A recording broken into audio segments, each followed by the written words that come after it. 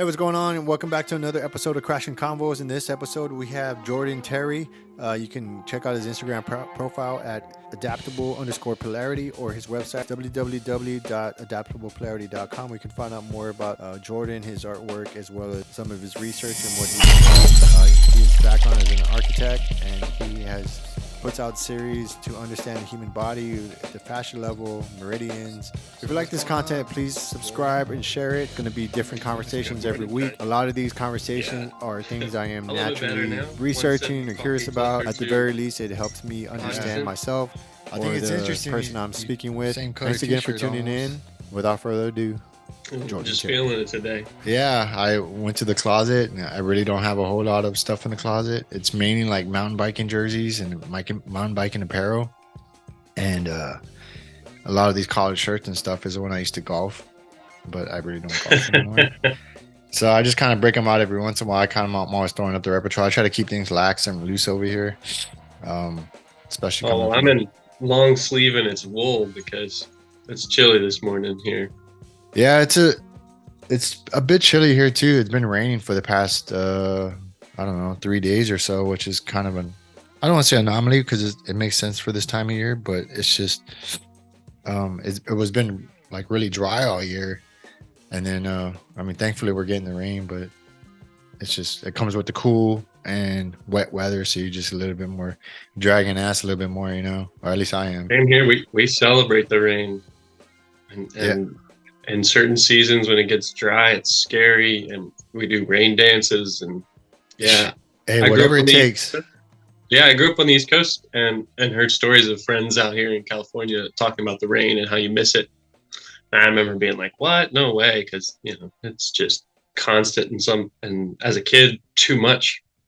The rain, you want to go outside and play, and hearing that people were missing rain was an oddity. And now living out in California for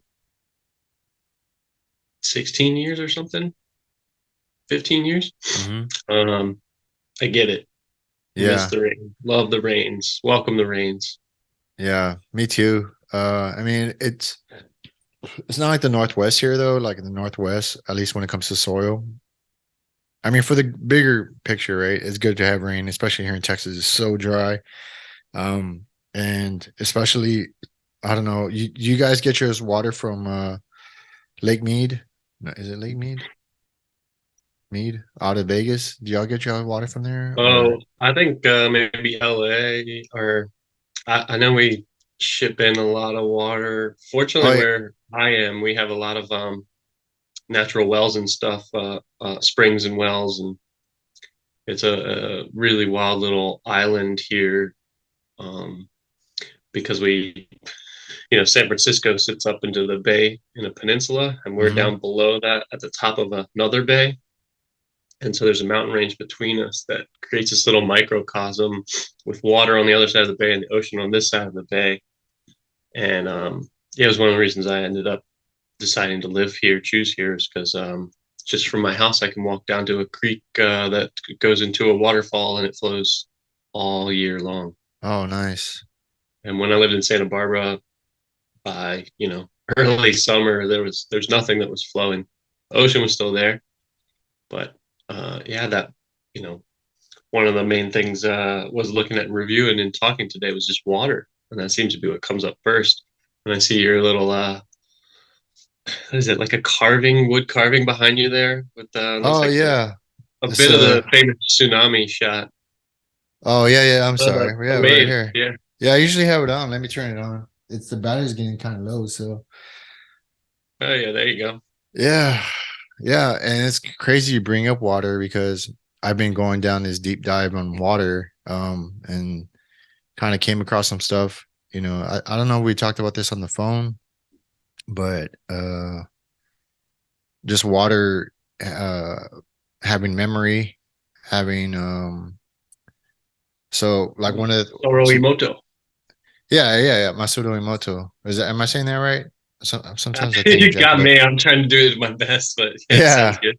Yeah, I mean, maybe I could do it with Masudo Emoto.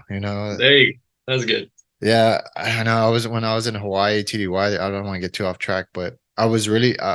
It was kind of strange, but it was her husband, who's Japanese, his wife, and their daughter, and it was me and a coworker, and we were out at a bar drinking, and we were naturally we were asking him about the language and stuff, and but he let them hang out with us, which is in our culture it was strange, right? And I guess in general, like because men, you know what I mean.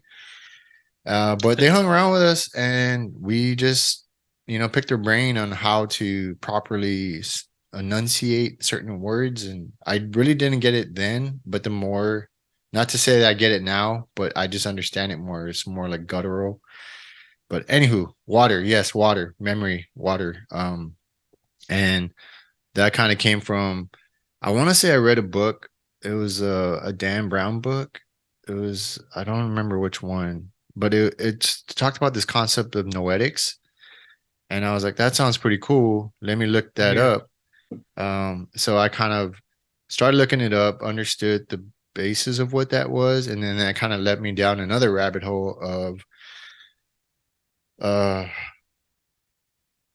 this study that Masudo Emoto like put together, and like and if I'm telling you, I know I've talked about it before, but that's what we've talked about in the podcast, how like, putting an intent, whether anger, jealousy, happy or love, form these different geometric patterns within the water.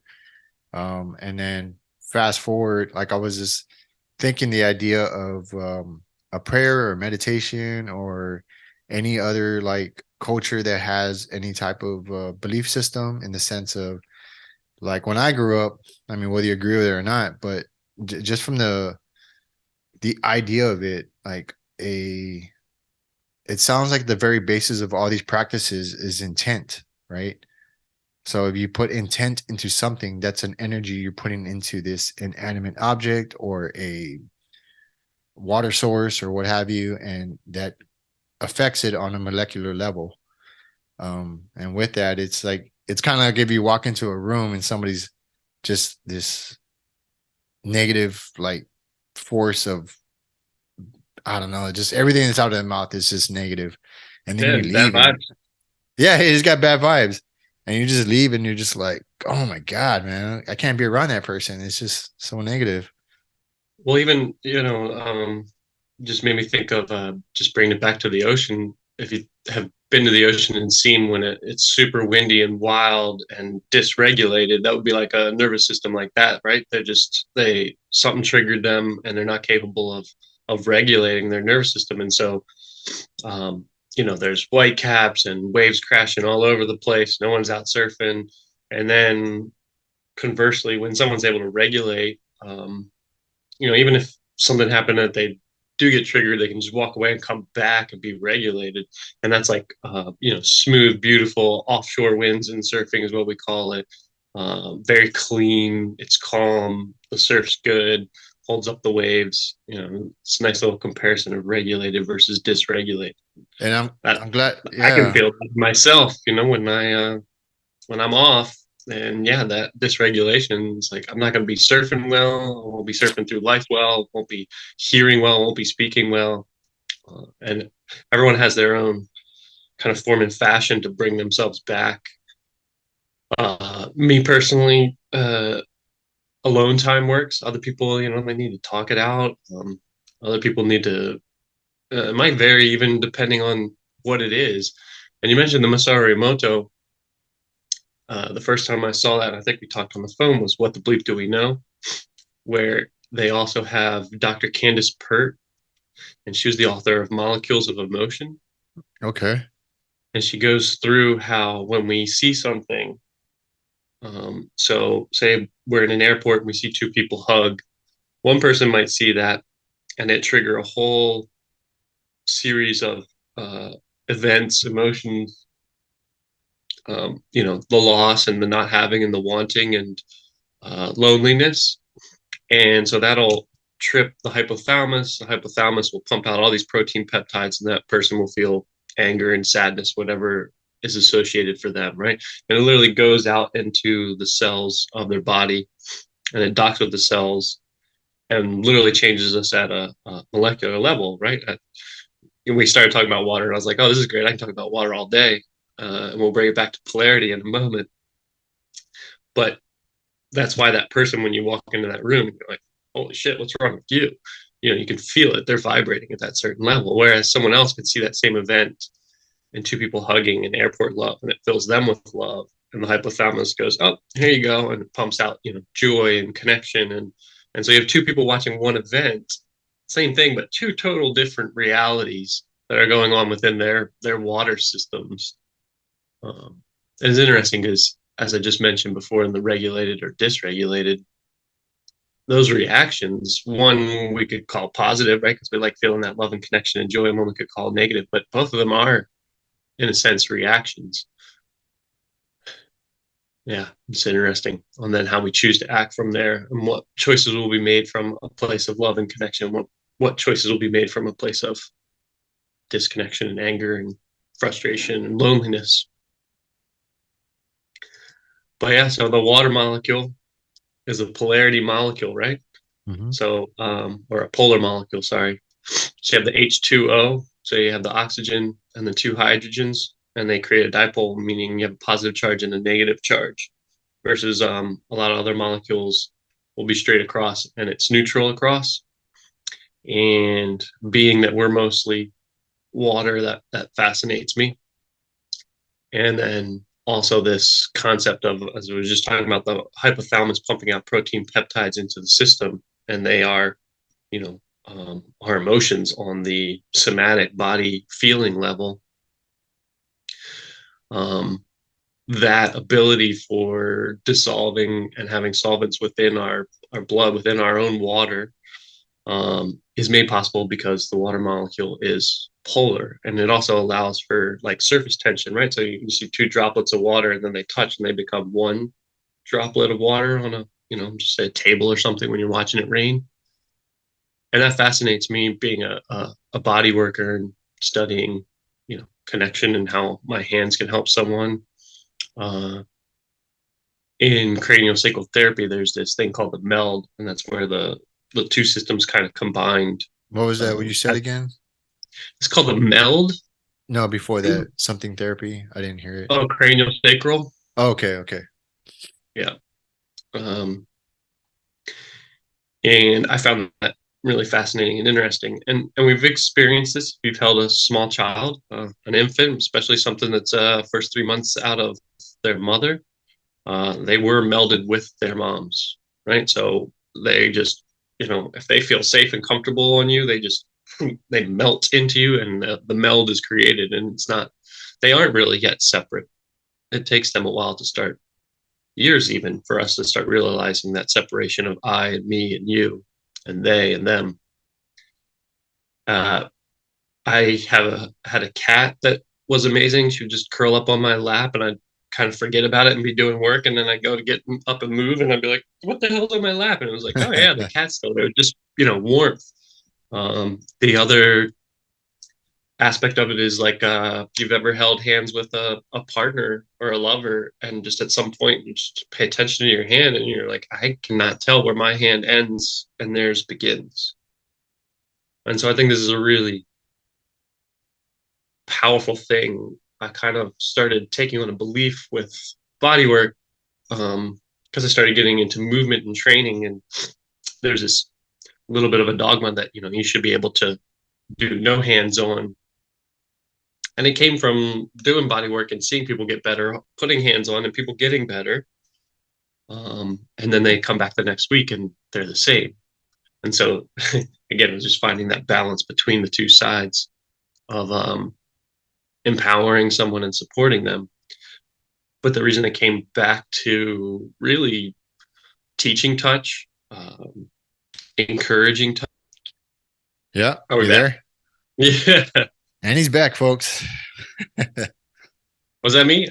Yeah. It was you dropped off an encouraging touch. Yeah. So encourage and touch for that fact. Okay. So stepping a little bit back, there was this study of Romanian orphanages. A Romanian emperor or czar or whatever he was made contraception illegal. So they had abundance, too many kids being dropped off at orphanages until they were capable of working again. And they had all of these babies that basically had the absolute minimum of touch, feeding and changing, and that was it. And they developed all these disorders that were labeled as like psychological, mental disorders. And they were all doing these weird things that they were trying to stimulate themselves. And basically, they were not touched. They didn't receive that stimulation on the largest organ of their body, which is our interface with the world. So much of our world now is this little tiny visual and auditory world that you and I are on right now. Mm-hmm. But really interacting with our world through our bodies, through our skin, that's how we get to know so much.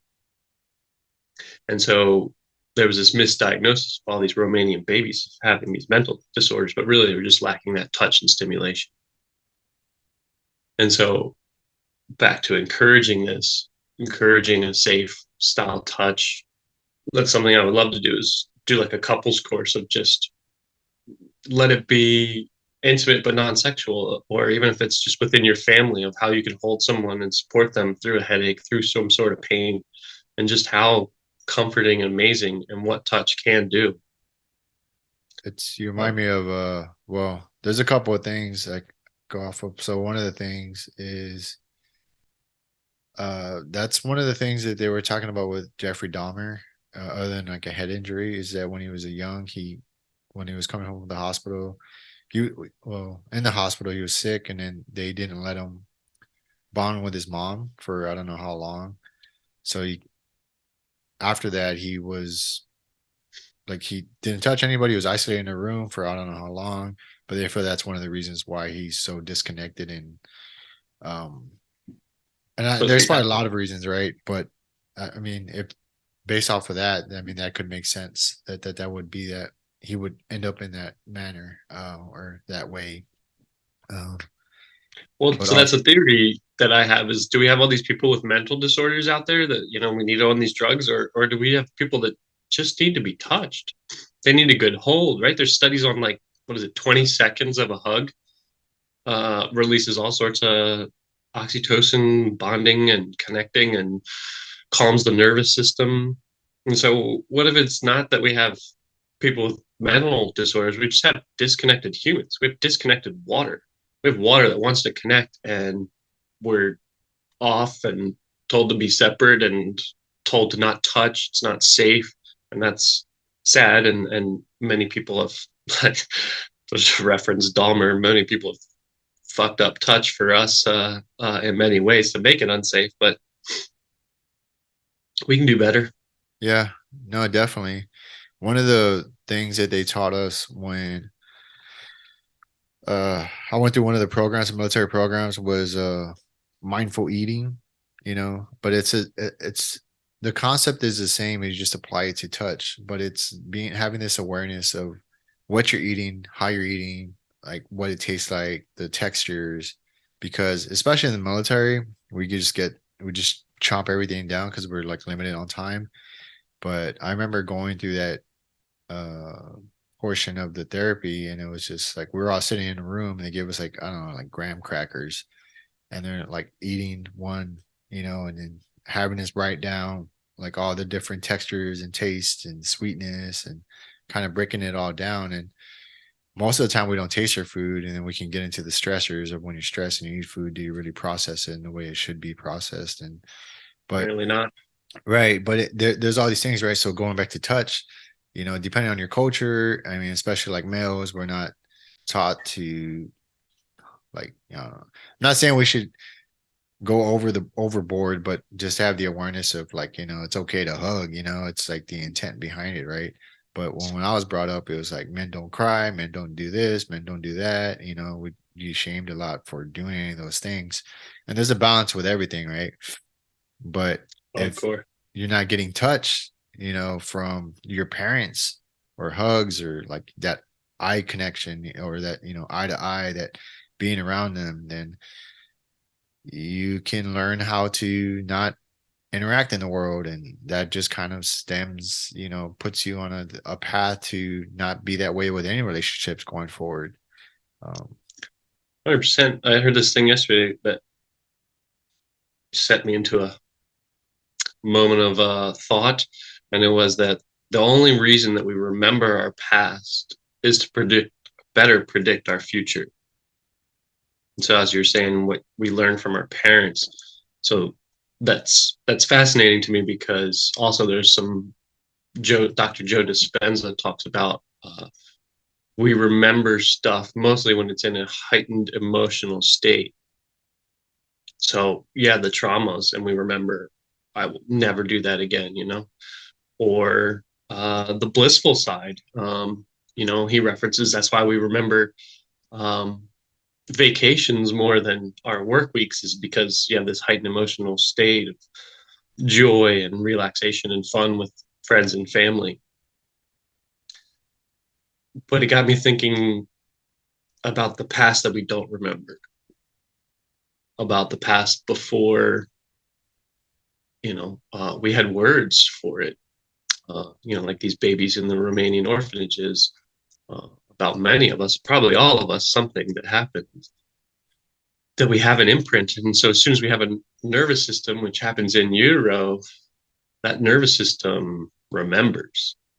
And it's always fascinating to me as to what it remembers and locks in and holds on to and replicates and duplicates for a lifetime. And then what doesn't, right? So one person has a very similar trauma to the other, and one person, maybe it affects them a little bit. They process it, they somehow deal with that. But the other person, for the rest of their life, they're subject to that trauma. They're always repeating it and never processing and getting through that. So that's a really interesting side of water and holding memory, as you were talking about as well. It's also programmed by our nervous system. Of course, we can't really separate any of the systems of the body. That's all intertwined, but it does fascinate me because supposedly every 7 years you're a new cellular being. But I still think of myself as Jordan. You still think of yourself as Simon, even though, Right. how many And that sevens makes have I had? Five and a that half makes sevens. sense to. Sorry, I don't need to step on you. No, go ahead. That makes sense from this, because whenever you remember a past self, there's usually approximately like 7 years. It's like a chapter in your life that you feel like it was a lifetime ago. My wife and I were just talking about that the other day, like when we were stationed in Germany. Just everything that happened then, it's just when we think about it, we know it happened, but we don't always process like that window. But when we do, when we look back on it, it does feel like a lifetime ago. So yes, it's almost like a spiritual like skin, snake shedding its skin, or reptile shedding its skin, right?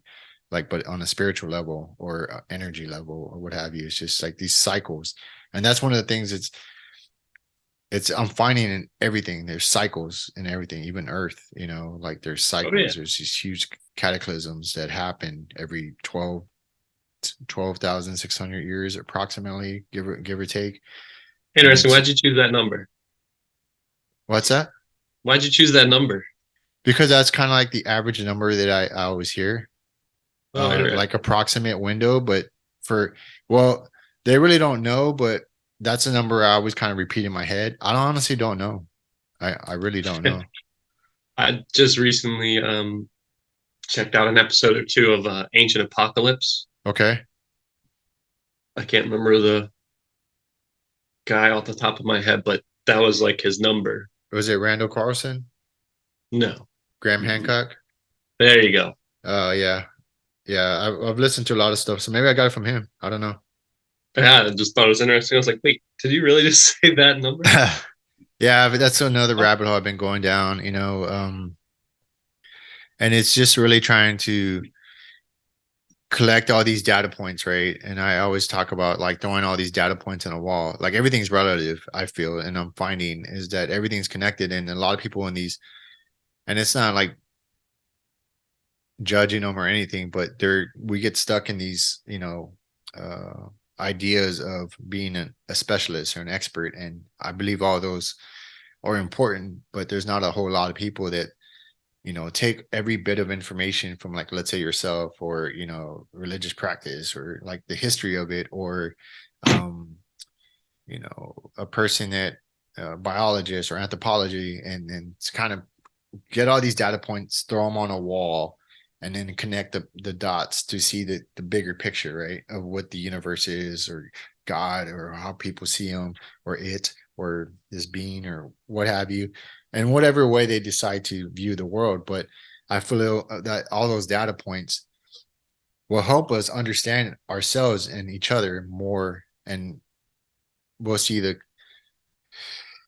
similarities as opposed to the contrast, which most people seem to focus on nowadays, and it Yeah. just creates further division. And then we can get into this virtual world, and then like the uploading consciousness to this virtual server, which would be a simulation. I mean, we could argue we are in a simulation now, but it's either way, it just seems like we're getting further and further and further away from ourselves, and more specifically, like understanding us as a person, like the individual, the being, like what we are and how we are connected to this earth. We feel like we're external from the earth and we're from it. Does that make Yeah. sense? Oh yeah. And I mean, several things in there. One is I love the definition of humans are where the leaping ape meets the fallen angel. hmm, Kind of like that one. Uh, the other is you mentioned it seems like we're getting further and further away from ourselves, and can get lost in that and get saddened by that. But then I remember that it's always a pendulum, mhm.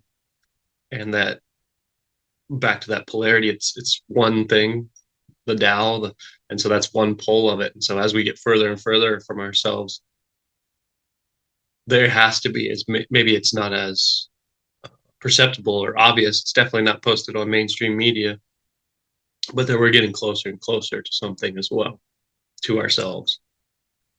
It And just seems to be the way that the natural universe works, in terms of whenever it swings one way, it's destined to swing back the other way.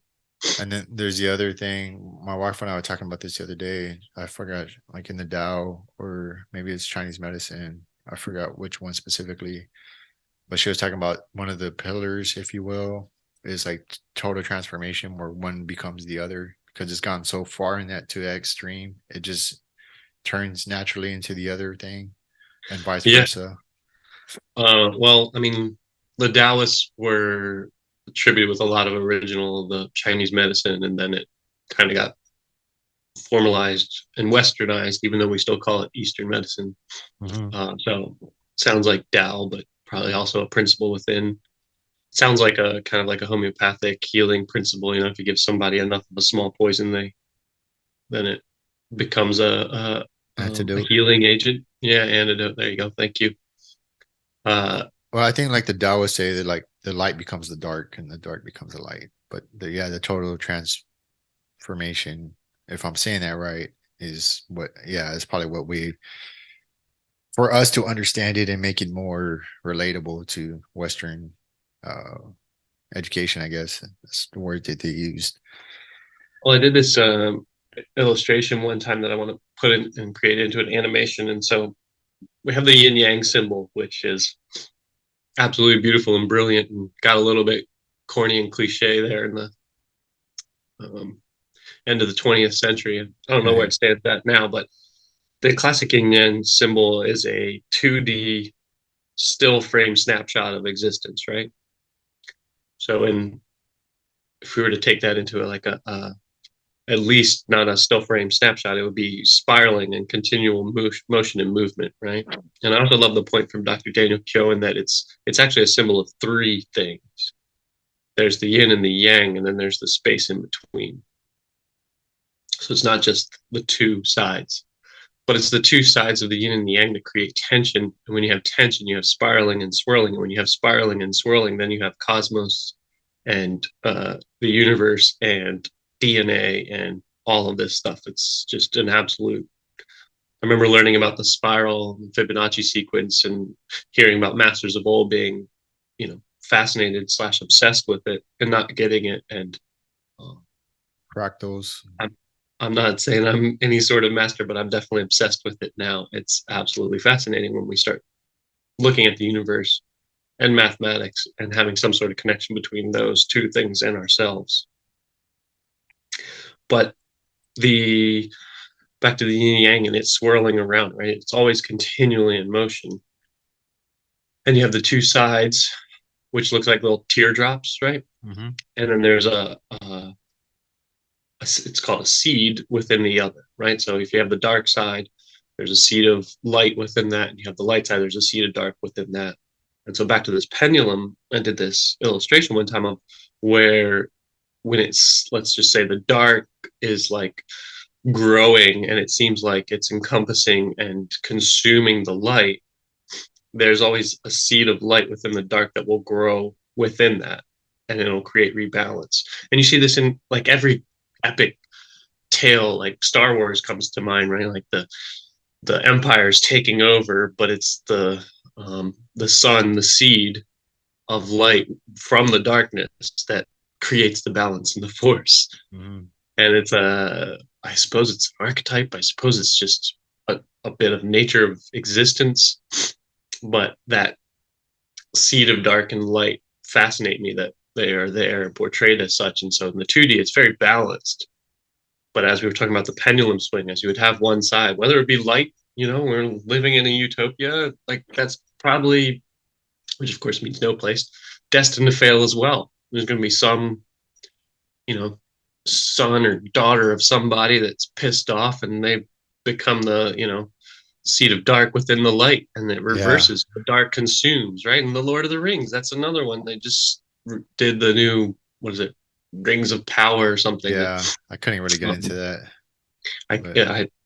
Same. Found it difficult, but I was more interested in like trying to understand. Yeah, I couldn't get into it. The history. Yeah, of I got you. the previous ones and the creation of that dark world. Yeah, and so then in the later series that we've already seen, you see there the destruction, the dissolution of the dark world. So it's fun. They've now basically done the two sides of the light had consumed the dark, right? And she's sure of it.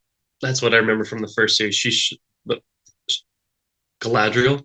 She's absolutely sure that the dark still exists. And meanwhile, everyone else is like, no, they're gone. We haven't seen them for ages. They're done and they're good. And then sure enough, there is that one and they have been growing and that seed's growing. And then I don't know what happens because I didn't watch the whole series, but I'm assuming that leads into, the dark consuming and that sets up for the rest of the Lord of the Rings series. You remind me of something I always say is, well, I don't think it's originally mine. I might have heard somebody that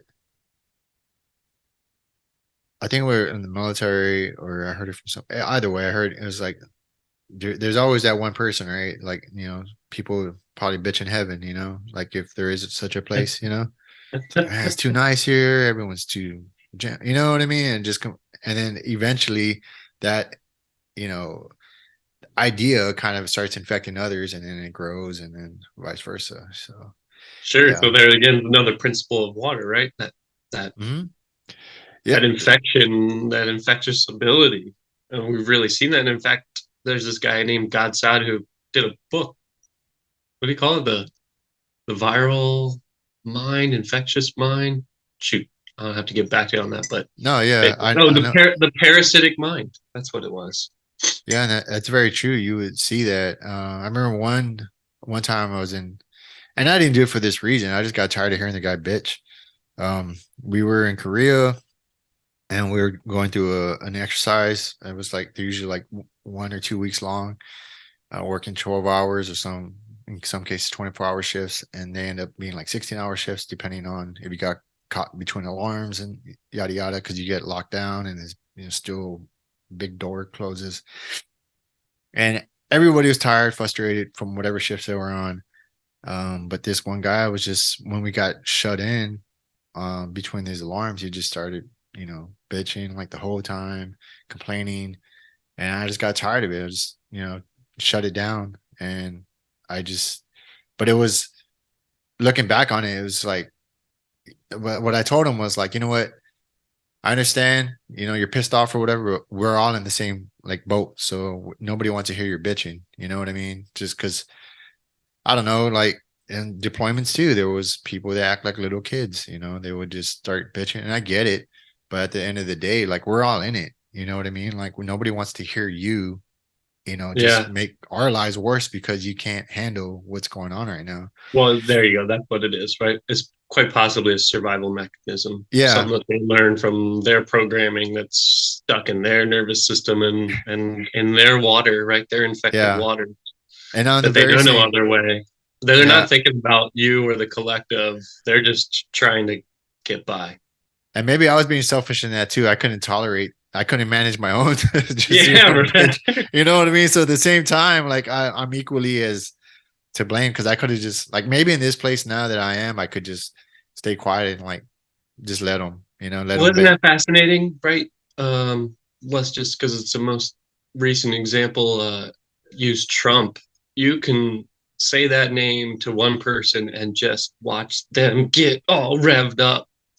And on two sides of it, maybe, right? You could see them get all revved up and the hate and the disgust, and then this weird faction and fraction of people that absolutely love the man. And I just to me, it's just like, yeah, well, I want to talk about water now. Yeah. Like it's just it doesn't affect my nervous system. But going back to polarity, that's a good example of it. Yeah, exactly. The way that it affects us and whatever triggers and little thoughts that we have about things that are, it's amazing. And so again, like, I wonder if someone in your company was sitting there and like that guy just didn't bother them. They saw like, the struggling child within him, but for some reason with you, it was disrupting the harmony or the focus. I mean, I can't even imagine being deployed, and the stress and the potential threat. So, think about your nervous system there and you're trying to keep cool. And then there's this, fucking guy over here just setting things off. And you're like, you have to stop because I can't stop with you going. So you Yeah. stop so I can stop, please. Yeah. Like you mentioned before, the polarization separation of people. I'm reminded of a woman named Sonia Choquette. This was like an audio CD I listened to a long time ago. Remember CDs? Yeah. And I remember video cassettes too. yeah, and she said it's easy to recognize how we're different. How can we recognize how we're alike? And it should be so different.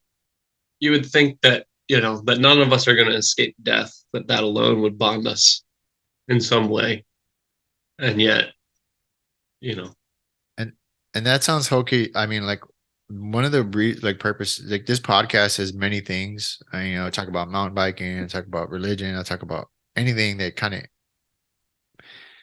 polarity. I talk about water. Like I talk about a lot of existential ideas here, but one of the things is also to find that common thread between us all. It sounds hokey as shit, and maybe I'll never hit the mark, but I'm not. My goal isn't to you know have millions of listeners or whatever. If that is what's in the cards, and that's what's in the cards. But if not, then I'm cool with that. And it's kind of strange for me because I think at the very basis of me, I'm an introvert. And I need time alone too. Like whenever I'm around a lot of people, I just need some time to reset is kind of what I call it. you're Um, here. yeah. So, but at the same time, like I don't mind doing this. I'd rather have people in front of me for all the same reasons you brought up earlier. Was there's all these you can feel the energy in the room. You can feel when someone gets uncomfortable. I mean, you could do it online too, and like face like we're doing, but it's not quite the same. Yeah, You can't feel that energy shift in the room. You can't, but it's going back to practicing, right? Having those one-on-one conversations that most people don't do nowadays. They just text. I mean, everything's kind of getting further and further away, and I'm not trying to take this in a negative way, but that's just the reality of it. And maybe it's just the way I choose to view the way things are going and not seeing the other side of it, right? Um, but it's but that's one of the things, right? Is to kind of share these thoughts and ideas and kind of back it up with, uh, studies or people smarter than me. It's really trying to collect all these different ideas and put them on the same place to kind of draw the thread between us all, if that makes sense. But that's one of the things. Yeah, that common thread to, I sit back over here and have, darkness behind me and see this world in front of me. And so I think all of that is out there is you and them, and then back and in here is me. I love a quote I heard one time that at some level, if we zoom in close enough, and if we were sitting in front of each other, you look at a microscopic level, you can't tell where my nose ends and yours begins. Too close to the problem. But yeah, it's documented all throughout literature. It's like we forget, we have this amnesia in this human experience, that we do have this feeling of aloneness, of being separate, and that's part of apparently the reason why, if you want to get into the existential side of things, of why we manifest is when we're in it, when we're in source, you're all connected, can't be disconnected. And so we choose apparently to come back. All of this is unfalsifiable hypotheses, but we come back for that experience to come back around. The experience makes the experience, and we feed that back into source. That's one thing that I heard is called the Gaia principle, is that we're born of this mud and earth, forged under the sun, have this form of consciousness, whatever that is, and have these experiences. And then as we pass and we evaporate, burn, disintegrate back into the earth, and that those memories, those programs, that energy, whatever, is brought back into source. And I don't know, something about that works for me in terms of thinking of energy and where we come from and where do we go. It seems as we look at the universe, everything cycles and recycles into itself. So why would we would be just a straight line and not Right. some sort of cycle and spiral ourselves? Yeah, there's this also idea of I don't know if you ever heard the Akashic records, or the universe collective consciousness. And I've kind of done these mental gymnastics of, like, if I was a god or the god, and or not even a god, like this being, right, this all-knowing being that has experienced eons and eons of, I don't know, whatever this universe is, right, or whatever uh the idea of it, right, and you wanted to experience everything that this life is and lives, and you would probably have the ability, if you had the ability, or if I had the ability to experience everything, then I would probably do it when the form, because I feel like on one level, if this is true or not, or it's just me, spitballing in my mind, it's like a computer program, right? And I'm not saying the Matrix or anything, but if you want to go there, we can. But it's when you run a computer program, or it's running a diagnostic, right? It shoots out all these different messages to itself, and it goes down all these different paths to like test and break the system, right? To figure out, to continue to improve. With that, it would be like each person, each consciousness would be going down these different paths to figure out what is what. Like, that's what, like, all the way from being evil or a murderer or what have you, all the way to being, I don't know, this Mother Teresa or Gandhi or whoever in history, right? And everything in between. And then all of that would feed back to like in the source. And through that, it's experiencing all these different, ways of living and experiencing the human condition, or the, and it don't even have to be humans. We our egos think it's just us, but maybe it's also through animals, it's through deer, it's through trees, it's through, because why wouldn't you, why wouldn't you try to experience all these different paths and then try to understand it so you can collect the knowledge of what is. Does that make sense? Whether that's true or not, I Well, don't know. yeah, I could be just talking out of my yeah, ass, but we don't know, but that is the original principle of in the beginning there was darkness, and if there's only darkness, then you don't know what light is, and so then we have the split of the light and the dark, and by that polarity, by that Taoistic principle, we can begin to define things, and then so then you have tension, and the universe starts spiraling, and what was that? The Big Bang, I guess. I don't know. mm-hmm. Beyond me. And yeah, life coming to know itself.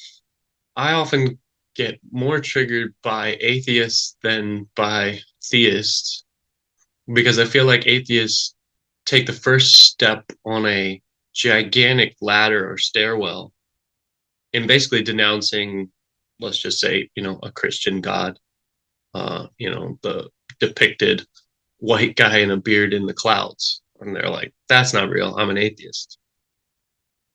Uh, I'm like, congrats, you made it to the first step. There's, an infinitesimal amount of steps on the staircase on the ladder behind you.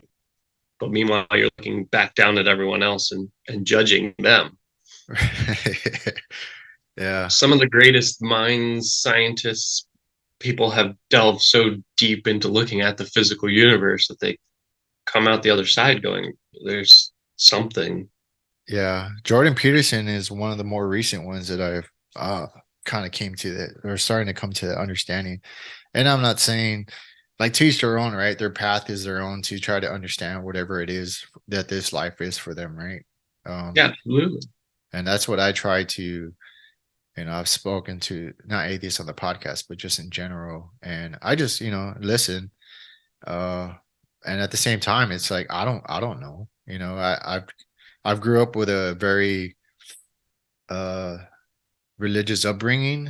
My mom was very deeply religious. She wasn't perfect by no means, neither am I. And I kind of saw, like, looking back on it, I kind of saw her struggles with faith and like other practices, like in the sense of what was in our culture, and then her trying to find that thread, to for her own traumas, her own struggles, all this, package which a human is, right? Trying to understand the bigger picture for herself, and then trying to bring us up in something that gave us some type of moral compass. And then through that, it's kind of it spawned my own, like, idea of what I thought, God at one point was, a person in the clouds with a beard. And I Right. was like, through experience and like, I was like, that doesn't make sense to me anymore. And then getting away from it, trying to get back in, not trying to get back into, just trying to understand it for my own. But it's also like, I was also that kid, in Bible school that would ask questions and I would get in trouble. But it was just like, this doesn't make sense to me. Like, I'm here to learn, right? And they would get upset and just kind of shut me down. Maybe, I don't know, for whatever reasons, maybe they had the same questions and they didn't want to admit it. I'm not sure. But either way, it's just kind of, this back and forth, that I would hope most people do, right? Not in the sense just religion, but question your own beliefs and why you believe something, whether you Oh yeah. feel, I don't know, a certain culture is this or that, or whatever. I think we should all try to look at our past and then be like, why do I feel that way about this? And then go challenge it in whatever way that is, through either YouTube, or there's all these ways we could challenge it. It's too easy not to do nothing and just accept things as they are and just kind of stay stuck with this ideas, and you're just married to them and you don't want to ever question them. Or your comfort zone, right? Life Right. begins outside your comfort zone, so just make your life very comfortable. That's a hardwired evolutionary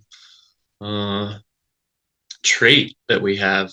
is to seek comfort and safety. And now that we have Right. a quote unquote modern world, we can really do that. We can really hunker down on that comfort zone too, to the point where anything that what is it called, cognitive dissonance, anything that, despite all of the data points and science and everybody pointing a different direction, you're going to hold on to those beliefs because you've made those beliefs something else, part of you, in a way that if you were to challenge that, destabilize you, might lead towards a mental breakdown, might lead towards a spiritual awakening.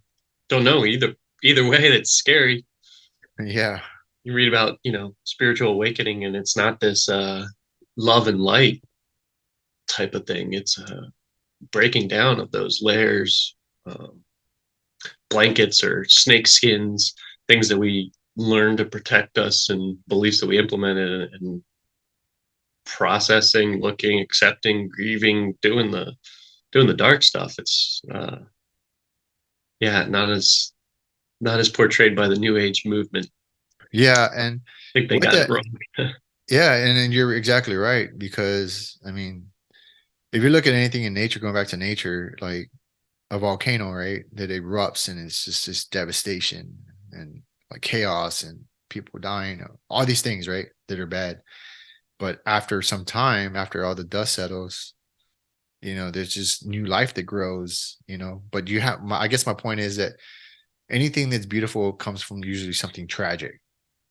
But we just choose to focus on the negative because we're humans and that's where we're designed to survive. So therefore, Yeah. anything that challenges or is a threat to us, we push away and we just try to escape from. Which I mean, I get. Well, I think it's I get. fascinating, like on that of having that self and level of awareness.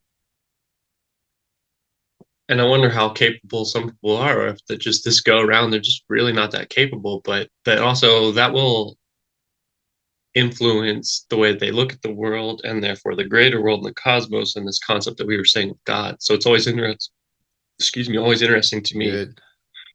the way that people personify or anthropomorphize God from our very limited consciousness, right? Like level of consciousness become a weird statement, at least in my world, possibly by those that have taken it and used it and abused it, but it is representative of that.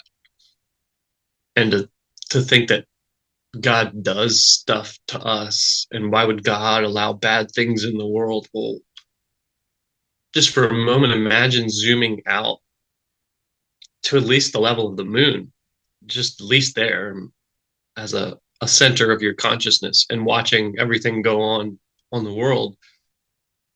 You know, would you perceive as good or bad, or just stuff that's happening? And then you zoom out even further, and we're just a speck in the greater cosmos. And uh, someone runs into my car today, in terms of the speck of the universe, that's near meaningless. But I might deem that as bad, a hit and run, and they ran away, and that asshole, how could he do that? And yet it's just something that happens. So is our lens that applies on how we look at events in our life and the greater cosmos, and therefore also this idea and concept of God, or collective consciousness, or the universe, cosmos, something. But how could I ever begin to implement my? I mean, we have a big brain for this planet right here, but again, trying to have that expansion of awareness to a greater consciousness, to something that we would deem as at least a God. Uh, it seems like fallacy to uh, impose my limitations upon something that's far greater. So you talked about the no, and I agree with you. But you talk about not but I'm just trying to put a period right there. You talk about like somebody hitting your car, right? And I've been around, I've experienced something. Have you ever seen that movie Collateral Beauty? Mm-mm. No. Well, in this Worthwhile? movie, what's that? Worthwhile? Yeah, it is. The idea of it is, and that's what kind of helped me uh go through a tragic situation that okay. So one of the things that I've talked about in this podcast is and the reason why I started this is mental health, my own story with that, uh attempting to take my own life. Uh but fast forward a little bit, I unfortunately got to fortunately and unfortunately got to experience the that happened within um pretty close relationship that I knew of someone, right? And but I was just far enough away to not. It impacted me, but it gave me a different vantage point of if I were to complete it, how that because the mindset that I was in at that time was everyone's gonna be fine. Everyone's got what they need. I'm just causing more hurt than anything else. And I don't want to put that on anyone. I don't want to be that burden to anyone. So therefore, you know, I it's easier not to exist because I'm just causing so much pain. That's what I thought in my mind to those that I loved. And I don't want to do that anymore. So therefore I'm going to do this. Right. Semi-logical from an irrational perspective. Exactly.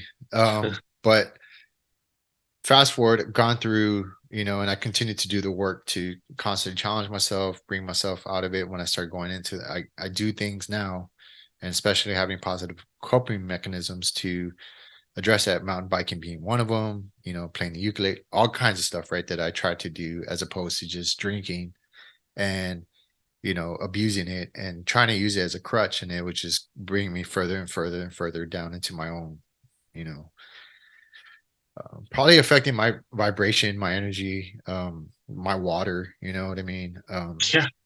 Right. And those aren't things we think of it. Because honestly, if you would ask me this 10, 15 years ago, I'd be like, get the fuck out of here. You're full of shit. Like get that shit out of here.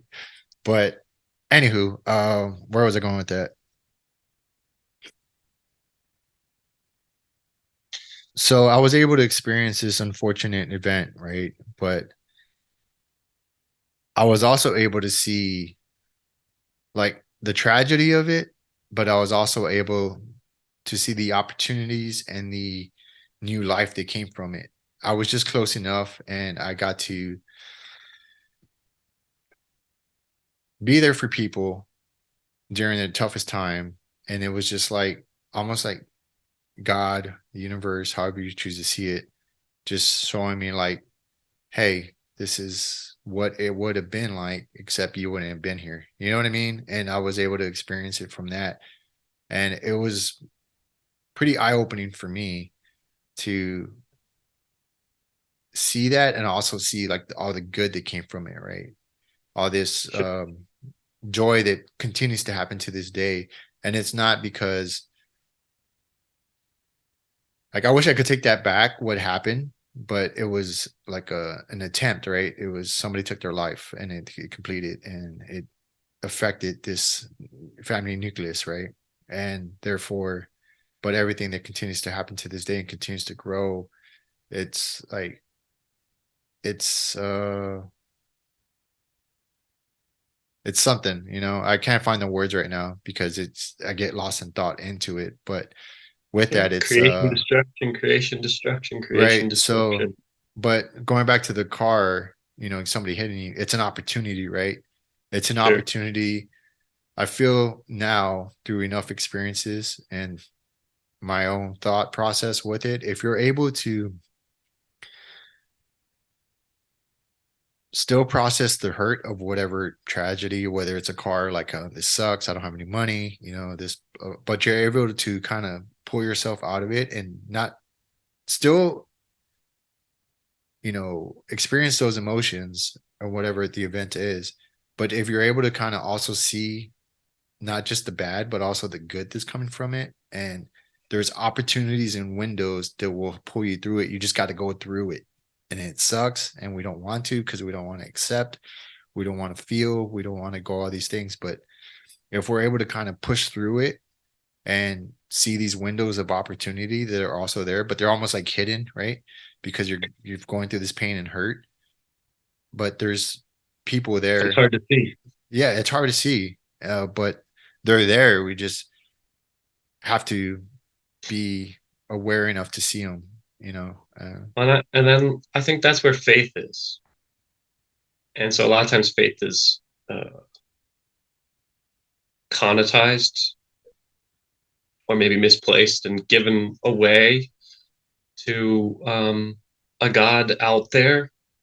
But I think faith is sitting in that mud and the muck and going, okay, where's the lotus flower that's going to grow out of this? Like, okay, this is where I'm at. Because if we didn't, if we just had smooth sailing, wonderful lives, I think we'd be bored. Yeah. I think we'd be really, really bored. Like if everyone was the same and everyone, like if this utopia, like that everyone speaks of, or not everyone, but some people speak of, and everyone wore the same clothes, the same thing, life would be boring. Everyone was Yeah. the same character. And that's that, Taoistic principle of how we define, now it's daytime out. And I know it's daytime because later, it'll be nighttime again. But I also love that there's that fine time in dusk and dawn that it's not quite day and it's not quite night, there's that space between. And that's where the beauty is, right? Because you see the sunset or the moon rising, and it's just that cusp of the two that exist upon each other. That's one of my favorites when surfing, specifically also here in Santa Cruz. We have a coastline that actually faces south, and also in Santa Barbara when I lived down there. And you can watch, I've had several sunsets with moon rises, and I'm more of a afternoon evening surfer than a morning surfer, but occasionally the reverse of the sun coming up and the moon going down, and that is something else to experience and witness. And that's something that you reminded me of was people that I didn't deploy to Afghanistan, but I remember hearing of soldiers or just people sharing their experiences with me or to someone else, and they talk about that often. Is well, some of them is even though this place was so chaotic and like lost friends and traumas and all these different things that occurred, they talk about how beautiful it was there, like the mountains, the stars at night, they were so clear they could see everything. But it was like these small windows of like where you could breathe. That's not their words, that's kind of what I interpreted from that. Like through all this chaos and like death, there was these small windows of joy and like awe, if you will. Sure. I mean, diamonds aren't forged on a beautiful beach in Tahiti. It takes lots of pressure and heat. That's stress. And then out of that, it's like we get a choice point. I went to it's called Pacifica Graduate Institute in Santa Barbara County. And they do depth psychology and really cool place. And Joseph Campbell's archives are held there. Um, a lot of big name psychologists have kind of come through there, and it's a unique psychology school. So I went to an open house there, and the head of the depth department at that point in time, she was talking about, you had kind of mentioned that one string that ties us and connects us all. Um, she was talking about if you look through your own life, that there's this kind of string theory, wake up and I brush my teeth, or I don't, that really doesn't send a trajectory anywhere. But there's these points in our life where we say yes or we say no to a single instance, and they send us on this trajectory, and we can kind of begin tracing those points through our life to where it has led us to now. And we can kind of look back on some of them and say, I regret doing this or that, but look where it's led me now. Look what has come out of that. Would I have ever gotten to this point here now had not all of that gone on?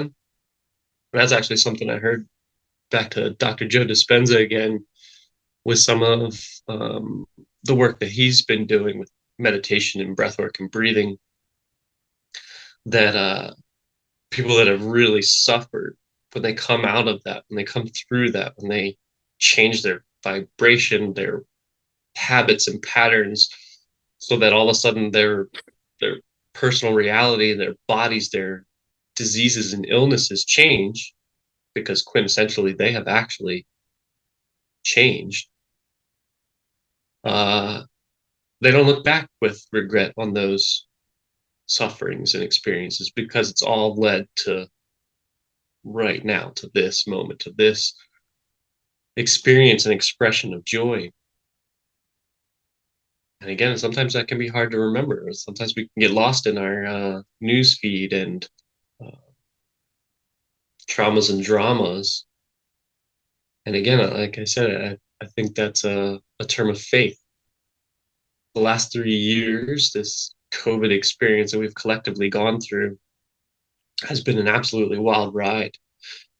And my developing theory on COVID is, from an archetypical type of energy. What did COVID bring to us? And from my opinion, from what I see on a individual to collective scaling, it revealed weaknesses.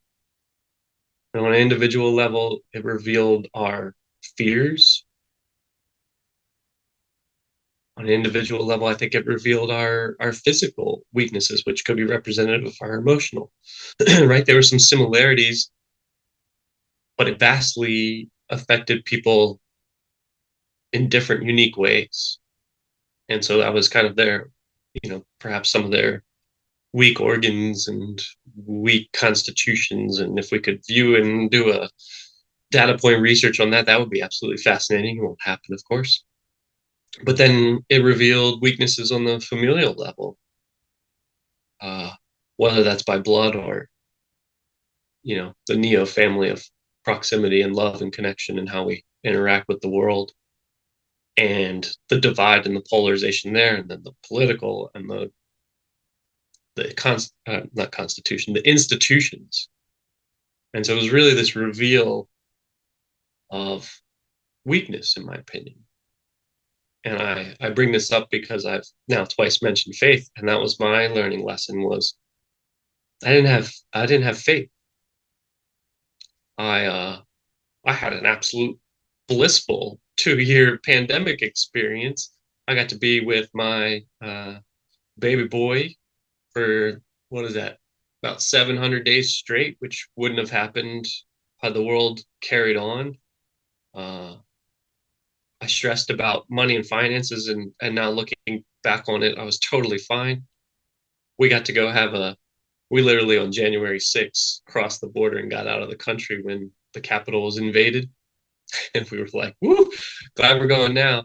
And we went to Baja for 3 months. We traveled around Baja in our camper van with a baby boy who got to, instead of being cold and locked up and in Santa Cruz winter, got to continue practicing his crawling on beaches down in Baja, California. And we went all the way down to the tip to Cabo and Santos and Todos Santos and all over, and surfed. And I mean, the silver lining, it was just glorious. It was absolutely amazing.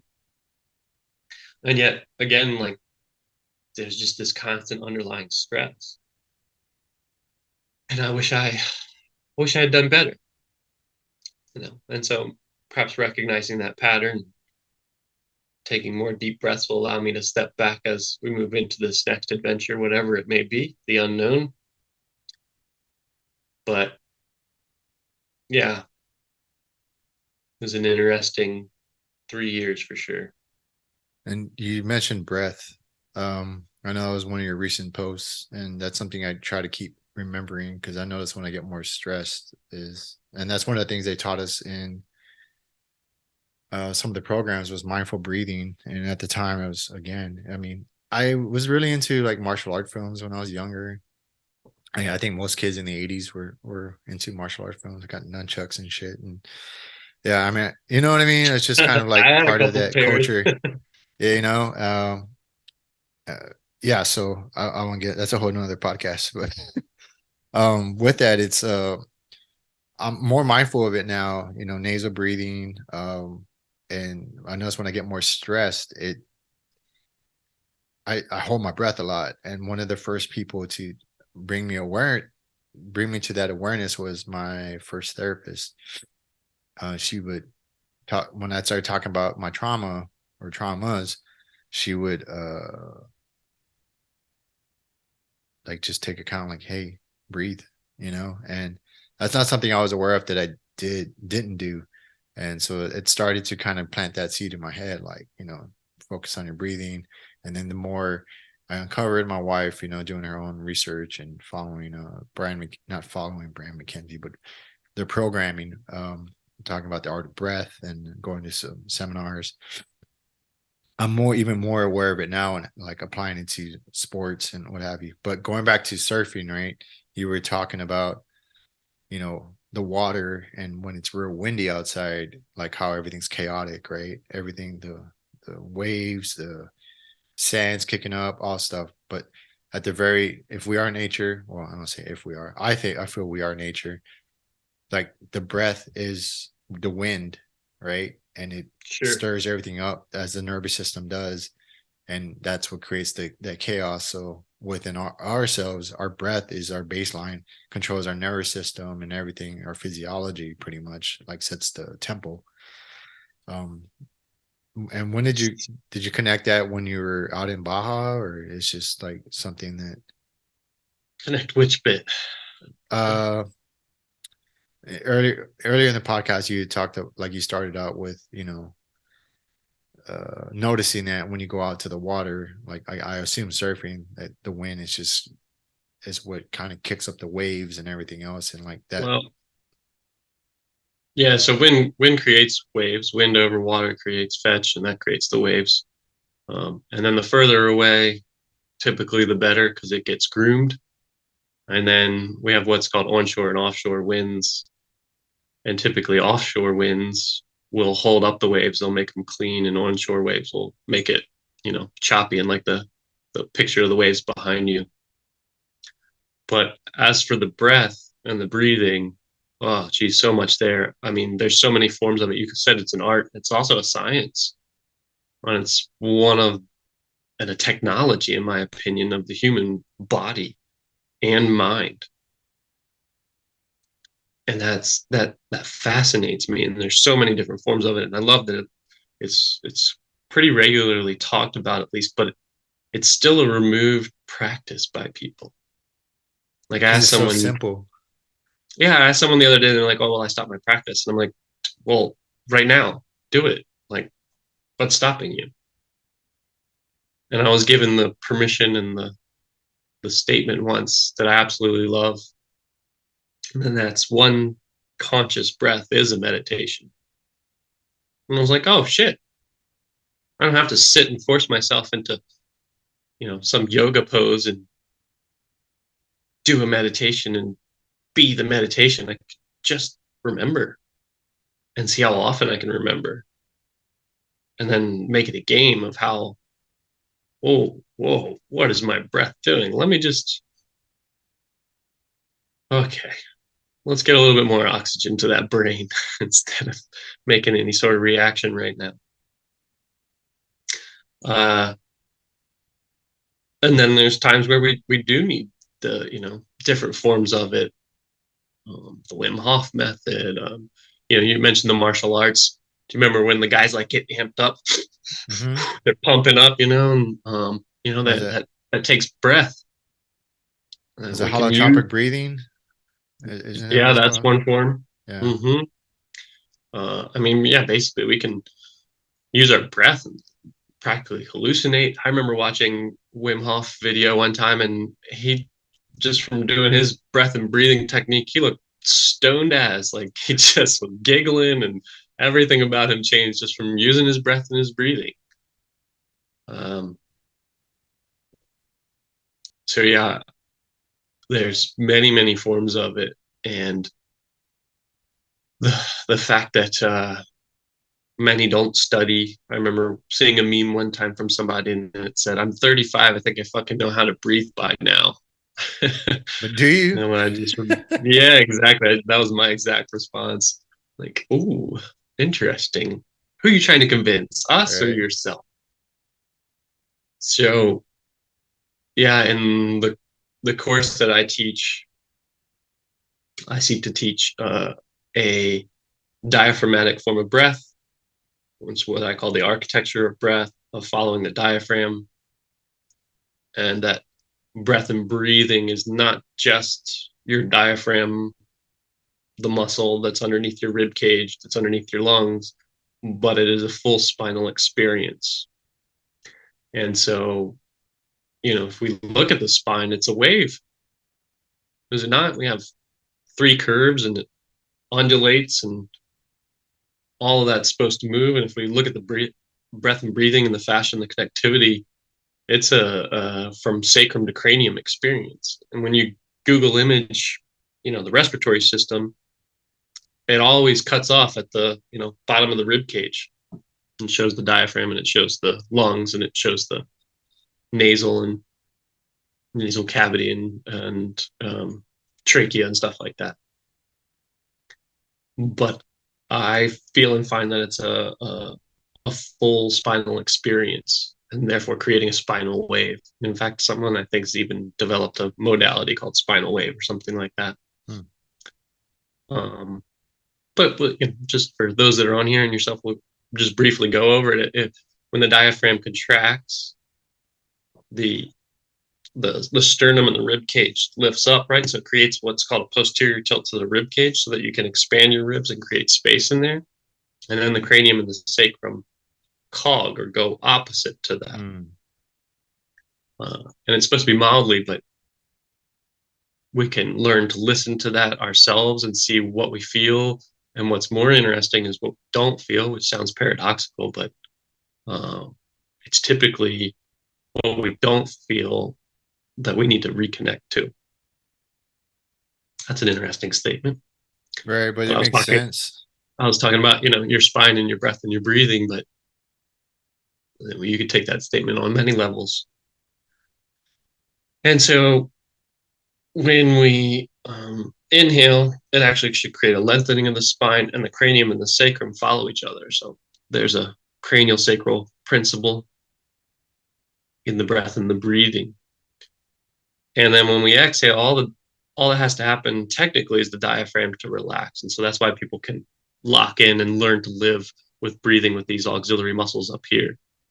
But we could also utilize our abdomen. I remember taking a breathing course and she was like, you want an ab workout? Consciously exhale all day long, because apparently we take, 20 to 30,000 breaths in a day, and half of those were waking. You can exhale with your abs. That's a good ab workout, was her point.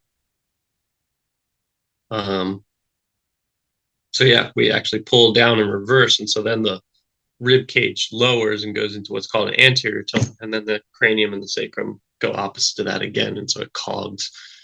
And so this is just what I call the architecture and structure of breath. Based off of, I just want to know what the autonomic nervous system is doing in breathing. We can do all these different forms of breath, and there's this it's come on my radar recently called Postural Restoration Institute, and they have forms of breath and breathing, but they have an intention, like you were saying, the intent. And so if the intent is to restore posture, then that's going to be different. My intent is I want to read and a connection to that autonomics. I want to read and hear and feel with that nervous system without thinking about it, what it's doing, just going all day, all night, from the start of your life to the very end. That's why I always start with breath and breathing. And I'm most curious, like what happens when you lay down at night and you sleep? Because is your spine getting washed? And having that full breathing mechanism help restore all of you? Or is it just up here? And yeah, is your mouth open? Like I woke up this morning, my mouth was gaping wide open and dry. Oh, so glad for a glass of water by the side of the bed. And then, yeah, you had mentioned the nasal breathing. And so part of my courses, I teach cranial work. One, it's to get you to start listening to the subtle things, and two, people don't know how to touch the cranium.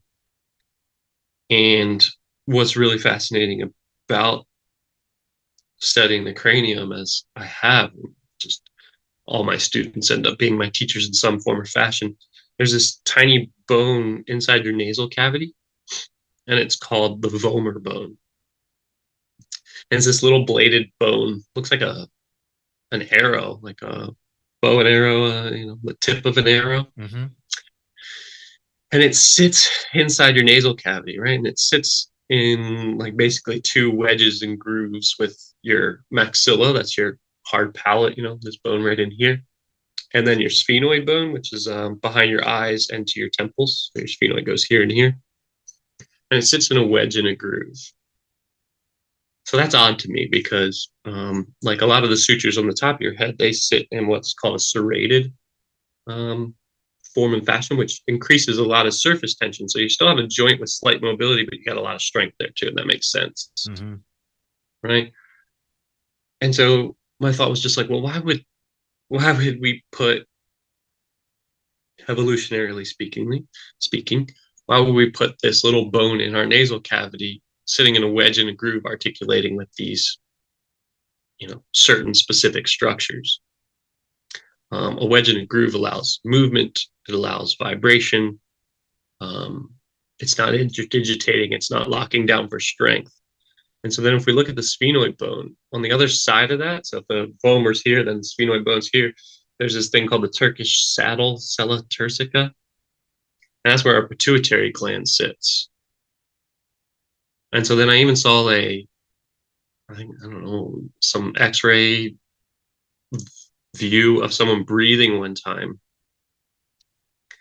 And it's mostly showing the soft palate, but if you look closely, there's some movement of these cranial bones through here with the breath and the breathing.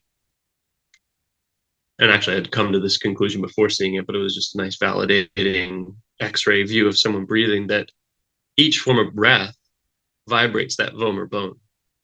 So even if I breathe through my mouth, which, the vomer bone sits on top of the maxilla, the roof of my mouth, it gets a mild vibration through that, a specific one. Or if I breathe like this, very quietly, very calmly, versus all these different forms of vibration go past that bone,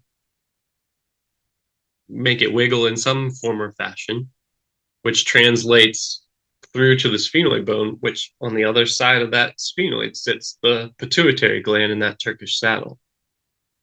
And the pituitary links to the hypothalamus and to the thalamus. And so in just a few square inches of our human body, we have the connection between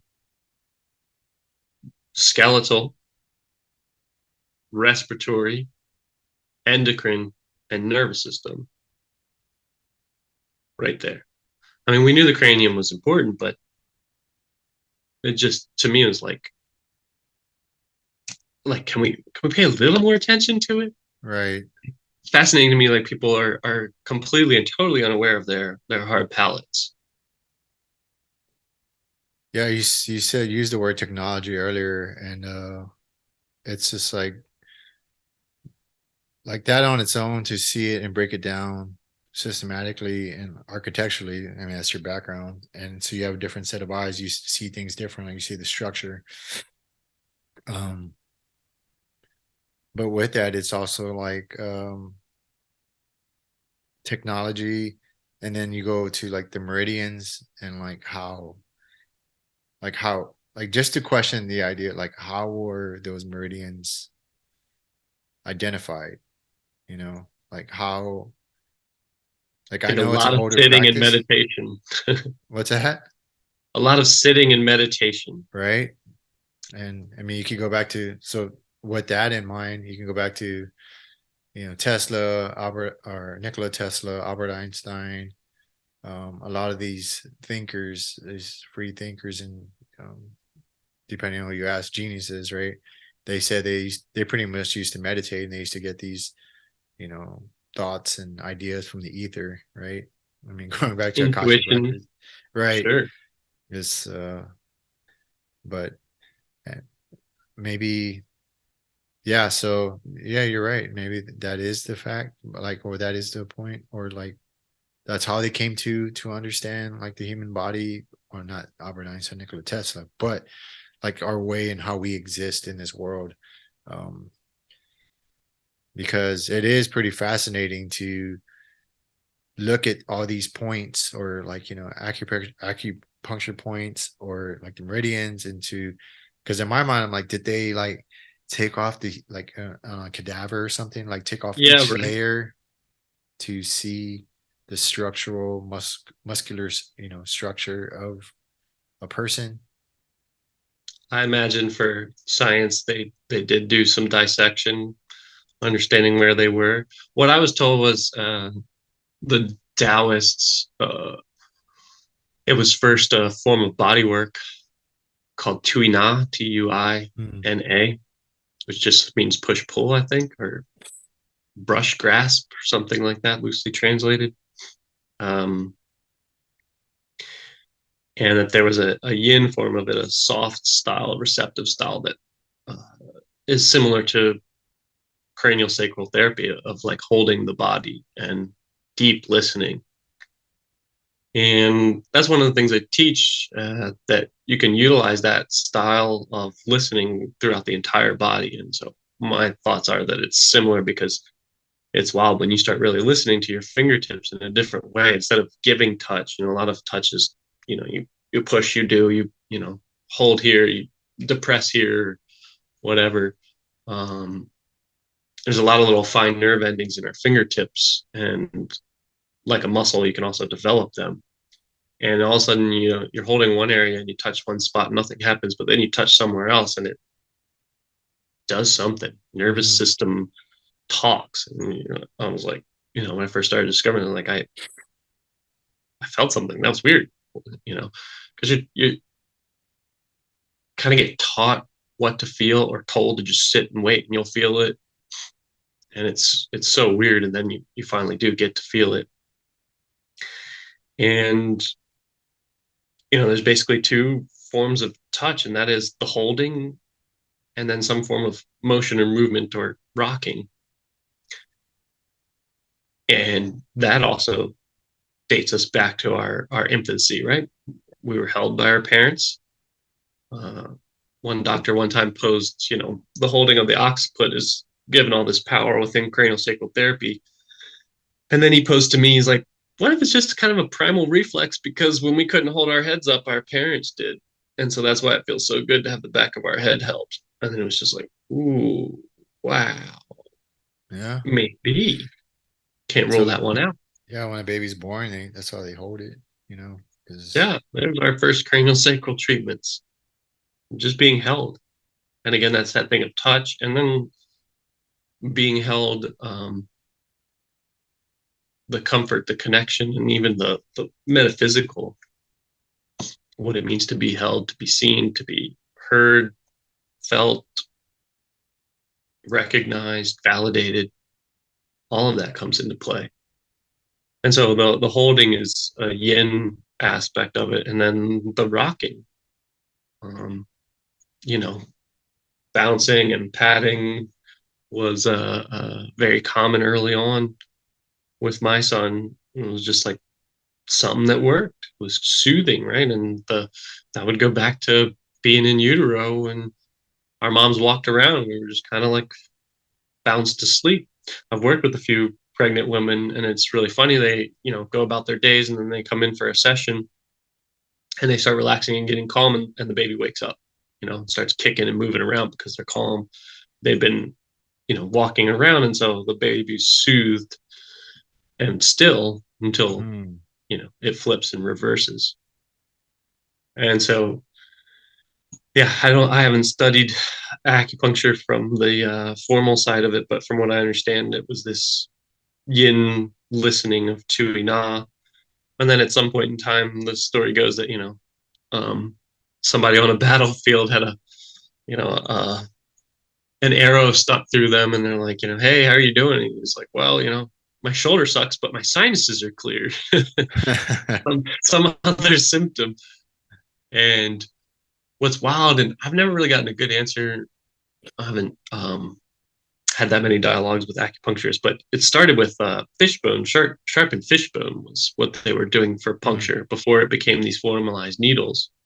And so a sharpened fishbone, that you're getting punctured, you're getting stabbed, and so that creates a withdrawal, Mm-hmm. right? Like, so you go to reach something and it's spiky and you oof, and so that makes sense to me. If you kind of there's not a single portion of your body that's not an acupuncture spot, but we have these major mapped points and meridians of flow.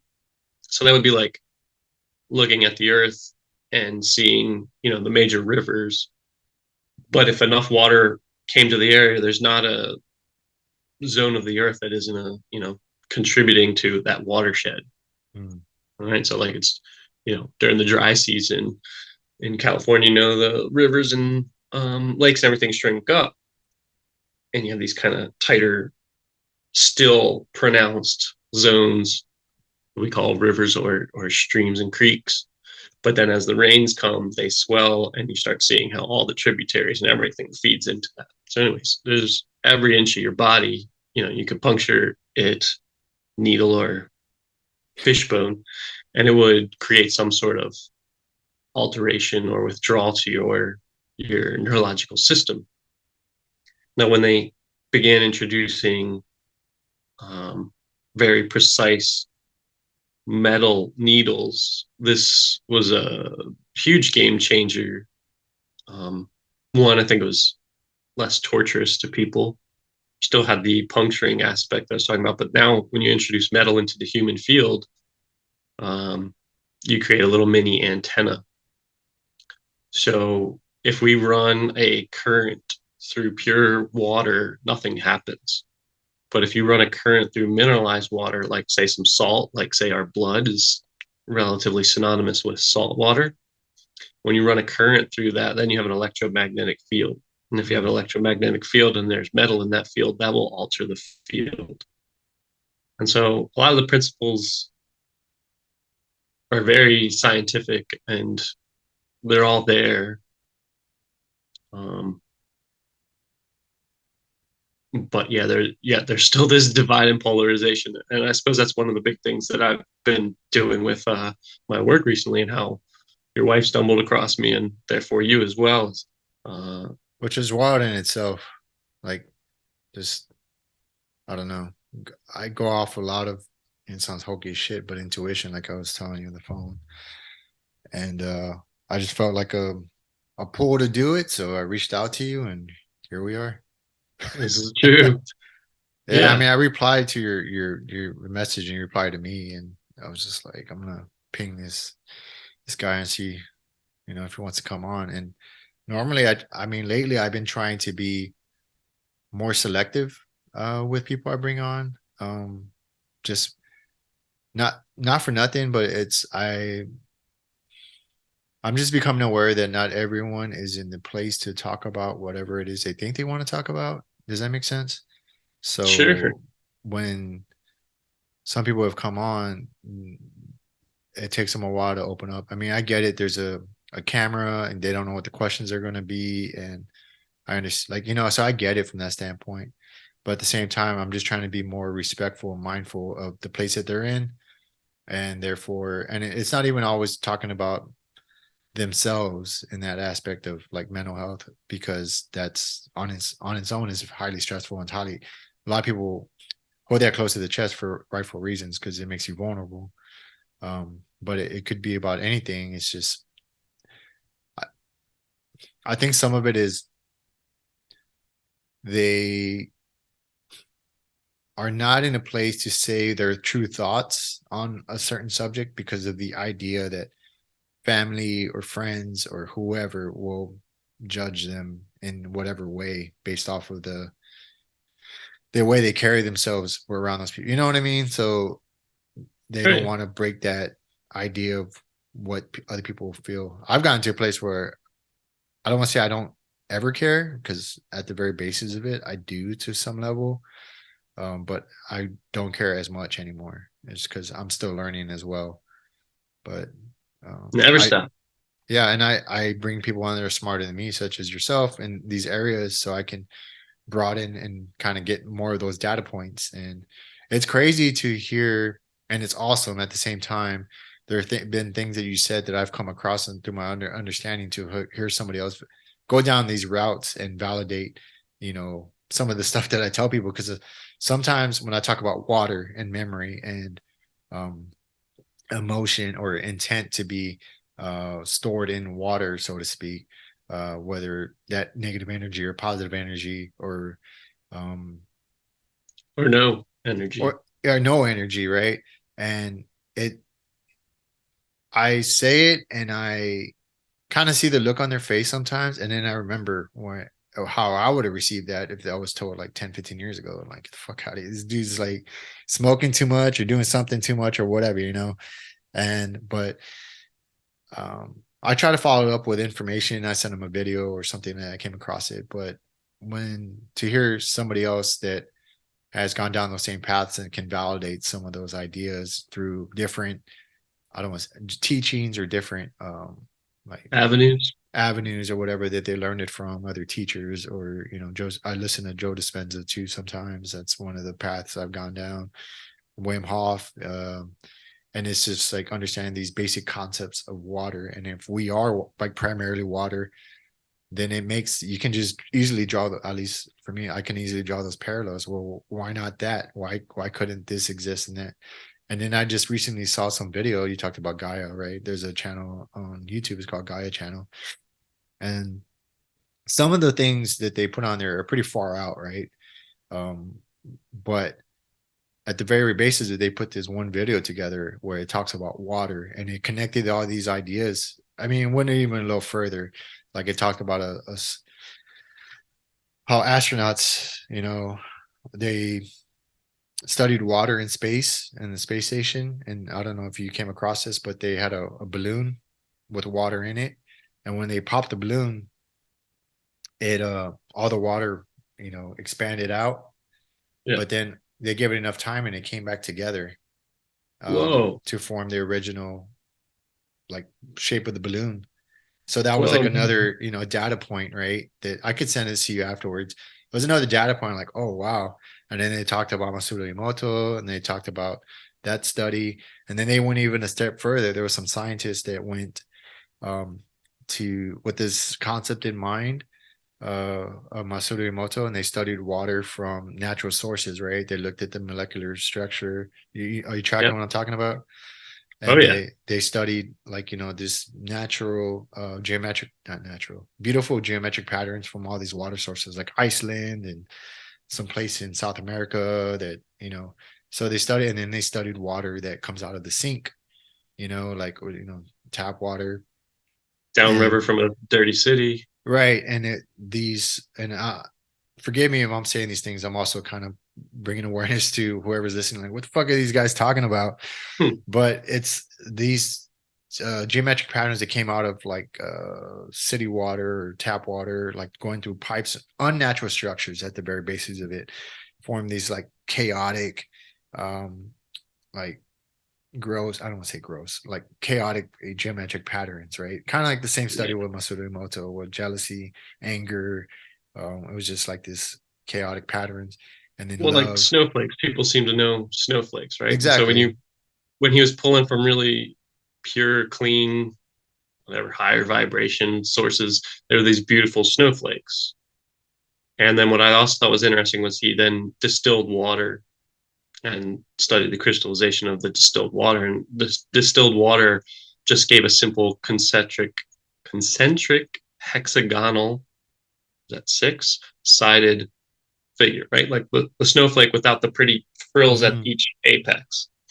And then what you were saying with the through straight pipes, because water's supposed to spiral and swerve and be moving in all sorts of different directions versus just forced through straight pipes and downriver from a dirty city.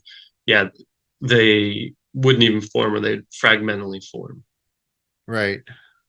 So going back to the example we used earlier, you walk into a room, negative person being negative, and you leave with that same gross emotion. It's that energy is being transferred in one way or another, or being uh what's the word, transported through a Transmitted and natural received. source, Yeah. right? So We are it's we are transmitters and receivers.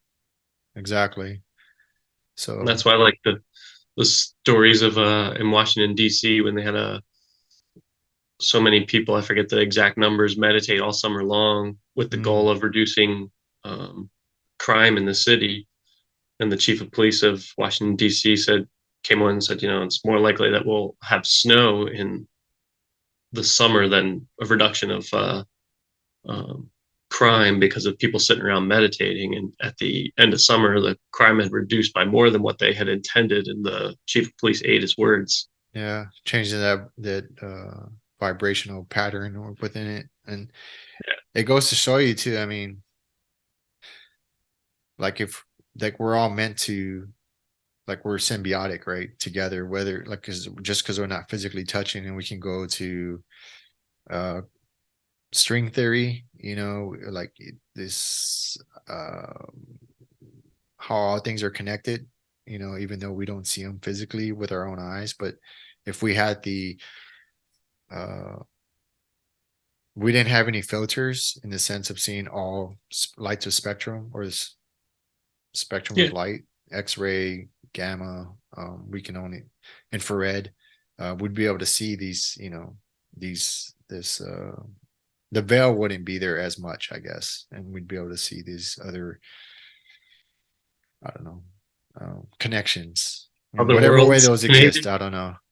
I always joke that cats have, less filters on their eyes, and that's why they like look up into a corner and you're like, oh shit, what's there? And Hey, right? it's nothing. And you're like, what the hell was that? And it's like, yeah, maybe, I don't know. Yeah, and I draw But that yeah, connection. I Go don't think ahead. our little brains could handle that much. Even what we have now coming to us through our eyes and our ears and our skin, um, we have this one form of it is called a cognitive narrowing or level of awareness like that we just can't be aware of everything. Like when I tap into it, like my feet are actually a little bit cold because I'm sitting on the north side of my house here.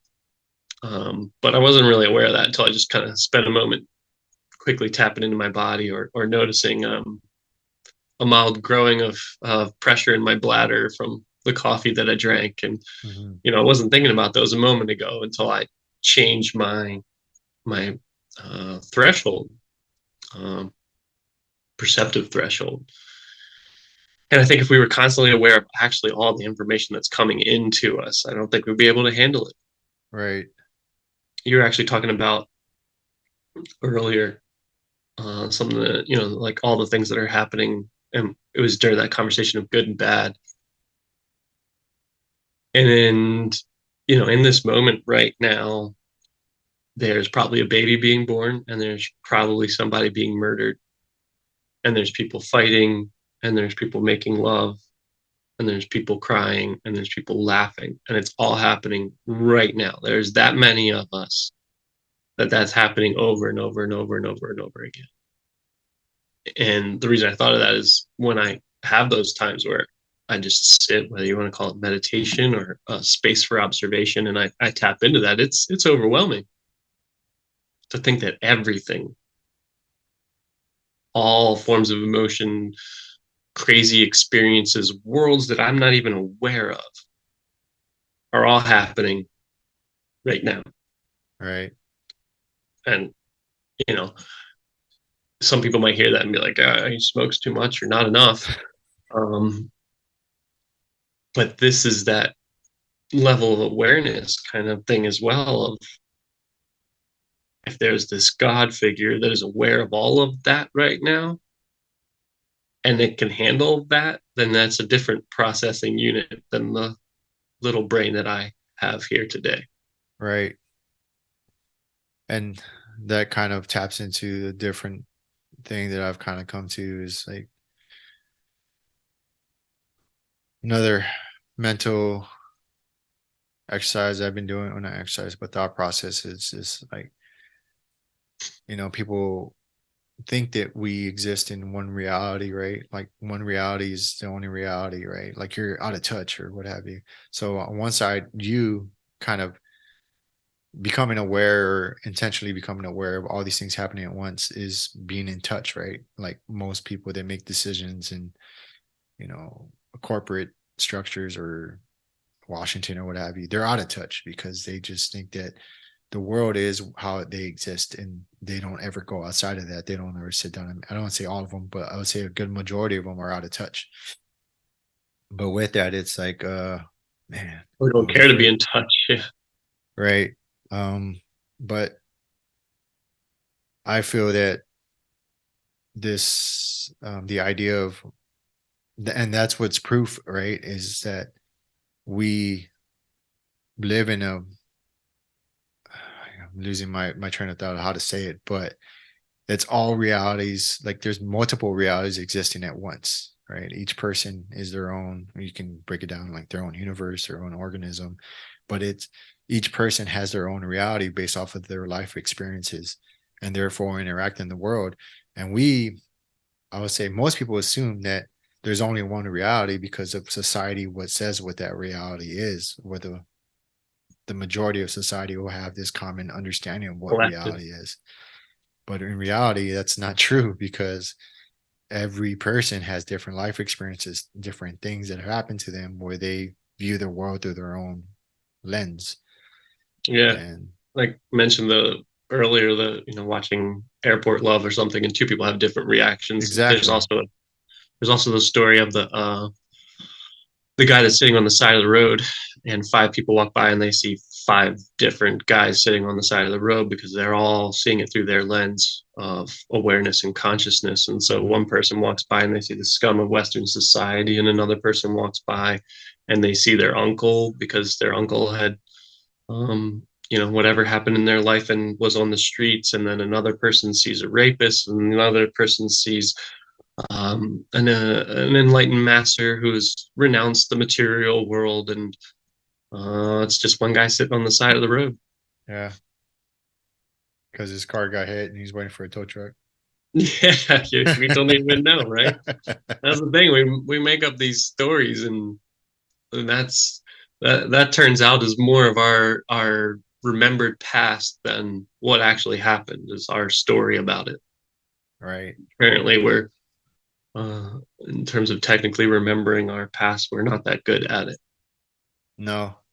I heard something yesterday. Is I'll probably jack it up, but he was talking about if you have a memory older than like I think he said like 2 years, based off that memory of it, it's just gets worse and worse. Like our brains aren't designed to remember things in a logical sequence of events, like very detailed. It's just Yeah, it picks up, it remembers very whatever it good. needs to remember for survival or vice versa, Yeah. depending on the memory, and then it shapes it over time to push you further and further away from the threat or closer and closer to the joy of it or what have you, depending on the memory. Those are my words. They explain it Yeah. more. Um, Who's they? Jordan Peterson, and he was talking to Yeah, a that was therapist. what I thought. I should have called it, but Yeah, I yeah, like that guy. I I like that. do. He's another one that everyone got upset about. So I was like, all right, well, let me hear what he has to say. And then I was like, Yeah, why are people upset? And then I had another friend reach out to me, and he was like, Jordan B. Peterson is like a litmus test for someone that's done their own work and taken care of their own shit. And so the people that are all triggered by him, they just are telling you that they haven't dealt with their own stuff. Because I listen to him, I'm like, this guy is a misogynist. I was like, I don't yeah, get that. He has that removed um, evolutionary biologist kind of feel. A lot of Evo bios get deemed like they don't have morals. And they're like, I'm just looking at the world as the world is instead of implementing my right. lens upon it. I'm looking at, well, what do these things do to survive and why, and how do they get themselves in the future? And that explains a lot. And it's not this good or bad again that we get all upset about. We're just observing it, and then we can observe it and bring heightened awareness to it, some reflection, self-reflection, and adjustment of actions, then maybe we can not repeat the past. Maybe we can learn something from it instead of repeating it. Maybe we Right. can use new actions instead of reactions, and then we'll see. We'll consciously observe evolution instead of being subject to pressures of volcanoes to form the diamonds. What if we consciously chose to contain that pressure and force and look at it separately and differently and then evolve it and have this diamond after all instead of all the suffering? Maybe. Right. And A that's also possibility. like But people being able to disconnect from their own beliefs, right? And consider another opinion and not take it so personal. Like I've heard things that kind of like piss me off a little bit, but I recognize that, like, why is that pissing me off? And then that I'm was like, good. well, it's either stupid, like the reason I'm getting upset, or it's like a um something that's kind of been I don't say programmed, but conditioned, throughout my life. And sometimes it makes sense, and sometimes it doesn't.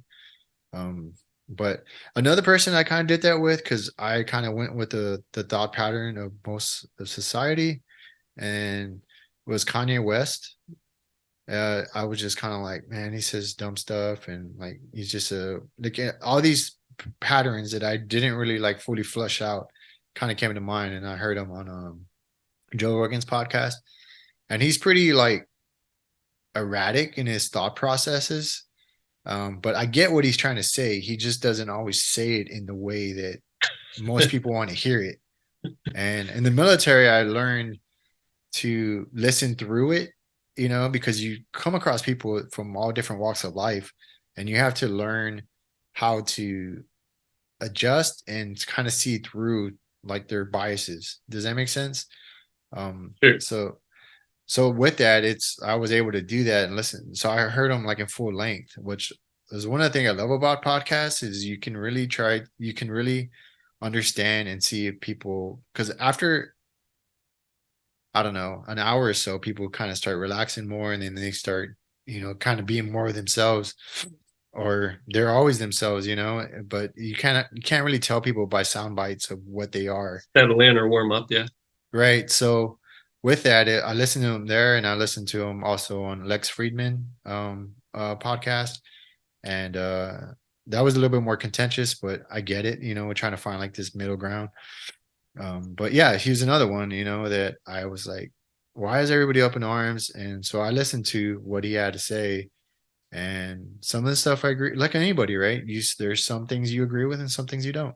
And then you question, why do I disagree with that stuff? And maybe I should consider another alternative a thought process with that. But at the very least, you're like, I can understand where they're coming from, even though I don't agree with it. I understand the person more. But Can yeah, and empathize, hear them, or at least be curious to what led them towards those choices and decisions instead mhm. of just reactionary and writing them off. And cancel culture, I have to be honest, I have no idea what really is going on with Ye and his world and who he upset. Yeah, it's I mean, again, like the way he said certain things, even though there's certain truths in it, the way he said it is just like it can come off as whatever to whatever people he upset. Does that make sense? Yeah, I Um, mean, when you first mentioned it, it just reminded me of Trump and kind of what I thought of him from what was ever shoved down our throats to later, like, well, I guess he wasn't evil. I guess he's just a bit of a idiot. And yeah, he's yeah, another we, one too. we forget that we're all human, right? Yeah. We demonize people and canonize others, and then when they fall from that high place, and we demonize them, and whatever. It seems like we're going to keep doing that. I don't see that stopping anytime soon. But your point and perspective of at least if I can slow down and look at myself about that's a step that'll change the world instead of just joining that. That's something you mentioned earlier. I want to talk about mass formation, that collective consciousness, Hmm. that bonding of water. You pop the bubble and it still comes back together. Uh, even, if the masses are thinking one way, it's fascinating to me that even a counterculture will be a mass formation, even though it may not be the most numbers. We do that. We seek to find those people that think similarly, and then we have that comfort zone bubble, and we want to just keep that. But that's not where growth is. It's not where evolution is. It's finding those disagreements and then remaining in a rational, logical state to hear each other and express and exchange. And even though we may not agree, at least to understand, oh, I see where you're Right. coming from. Oh, I see you're not actually the spawn of Satan. You have this series of life experiences, viewpoints, and beliefs that lead to your actions to protect yourself to get to the future. That seems so simply put, and yet that seems to be the way, right? We do seek to control things in a favorable manner for our survival. Right. And yeah, I've thought about that before, and the idea of influence, right? How malleable we are as humans, right? And you go back to just the very idea of like cable TV, right? It's they call it programming. So like, Good and point. but yeah, and I saw that through like my kids, like at the very basis, people could be like, "Oh, it's a conspiracy theorist or what have you," but no, it's like if you understand, like, to just experience and just look at yourself and how you kind of gone with whatever thought process or other process, and you understand where you got that information. I saw that with my kids when they were younger, how they would watch like the Disney Channel, and they live with their mom, so I would get them as much as I could afford, as much as I could, time I could take off in the military or like, on leave. And so I think that was one way I was able to kind of experience them differently, because if you're winning all the time, then you get, it becomes a routine, it becomes a process. You don't really like focus on things because it just is. But if you get anybody or see anybody in doses, then you can be a little bit more objective. So with that, I saw them, whatever TV they were watching, they started to become those things, like the way they talk, Yeah. the way they act, the way they, interacted with the world, and then I also saw like how like the Disney Channel would turn parents into friends by the way they interacted with each other. And I'm not saying that, but I do feel there has to be a level of respect, right? Like I was telling them, like, I'm your dad, I'm your father, I'm not your friend. You know what I mean? Like I have to make the tough Yeah, my mom decisions used to based. say that. What's that? I'm your mom, not your friend. Yeah, exactly, because that's what I am. And but it's contrary to the way that they view the world based off of what information they have coming in. And if they're always having that information, it shapes them, and it kind of Oh yeah, wedges the relationship between the parent and the child, and it forms this new narrative based off of the information they're taking in. So 100%. yeah, so you take that and then you apply it to our current cultural war, or whatever you want to call it. It's being dictated by whatever is being put out to the masses. And if you never challenge yourself and watch like an opposing news network or look for independent journalists, then you're always going to be stuck in this bubble. You put that on top of like being tribal beings, or even going back to the Yeah, idea of water, how we influence others, vibrations or what have you, then we want to, even to include myself, like at the very basis of it, like I can say I don't care, but I still want to be accepted on to a certain extent. I care less more now than I did then. But is that if real quick? Sorry to yeah, interject. go Is that ahead. because you accept yourself more now than then? Yeah, I think so. I think so. I mean, I'm not perfect, and I understand. Show me a perfect human. I doubt they're in human form anymore. Yeah, right. I believe that's the definition of it. I think if you perfect this experience, you just poof into light or something like that. You Yeah. vibrate off, like, what is it, Shangri-La or whatever. They vibrated off this plane of existence because they were vibrating so differently. Now, if we're human, we got dysfunctions. We're here to learn about them and sit with them and cry and laugh and shit and giggle. Yep, that's right. So either way, I mean, I believe I kind of made my point. I can keep going and tying these things together, but at Well, the very yeah, basis, that's what it is. the Disney, that's another litmus test. People that are on the Disney train or not, and the way that they portray families and the interactions and how they interact. And then you see that and people acting that way. Like there's this whole family dynamic of like, just the refusal and how it's all portrayed to get along and yell at each other. And then they have this weird bonding moment and then everything's okay. And that's the happy ending. And it's like, that doesn't work. But the programming of it, as you said, and the litmus test of it, a friend of mine, that's her kind of a, do you like Disneyland or Disney World or whatever? And the person says yes, and she's like, see you later. But I don't want to get started on the Disney, but I do like conspiracy theories. Yeah. And here's why. Because they, most recently we find it is just a slandering and that they are speaking the truth. And it's even the wildest conspiracy theories that I'm like, what? That is so whack. I at least appreciate the altering or rather opposing perspective to any sort of mass narrative to allow myself to question, I guess my beliefs. And then so much of life, or what are called these unfalsifiable hypotheses, like after this corporeal form and our bodies that we sit here with, what happens? Is it just the end of consciousness, or is there some thing after, right? That's the whole unknown of the life afterwards. And we really can't, with people that, near death experiences and have shared their experiences and they have some similarities, but we really don't know.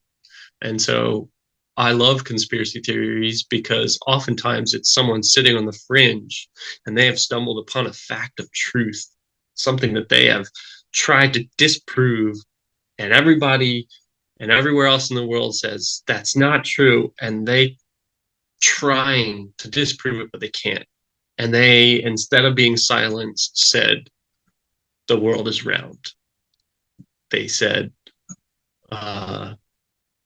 the sutures of your cranium are supposed to move.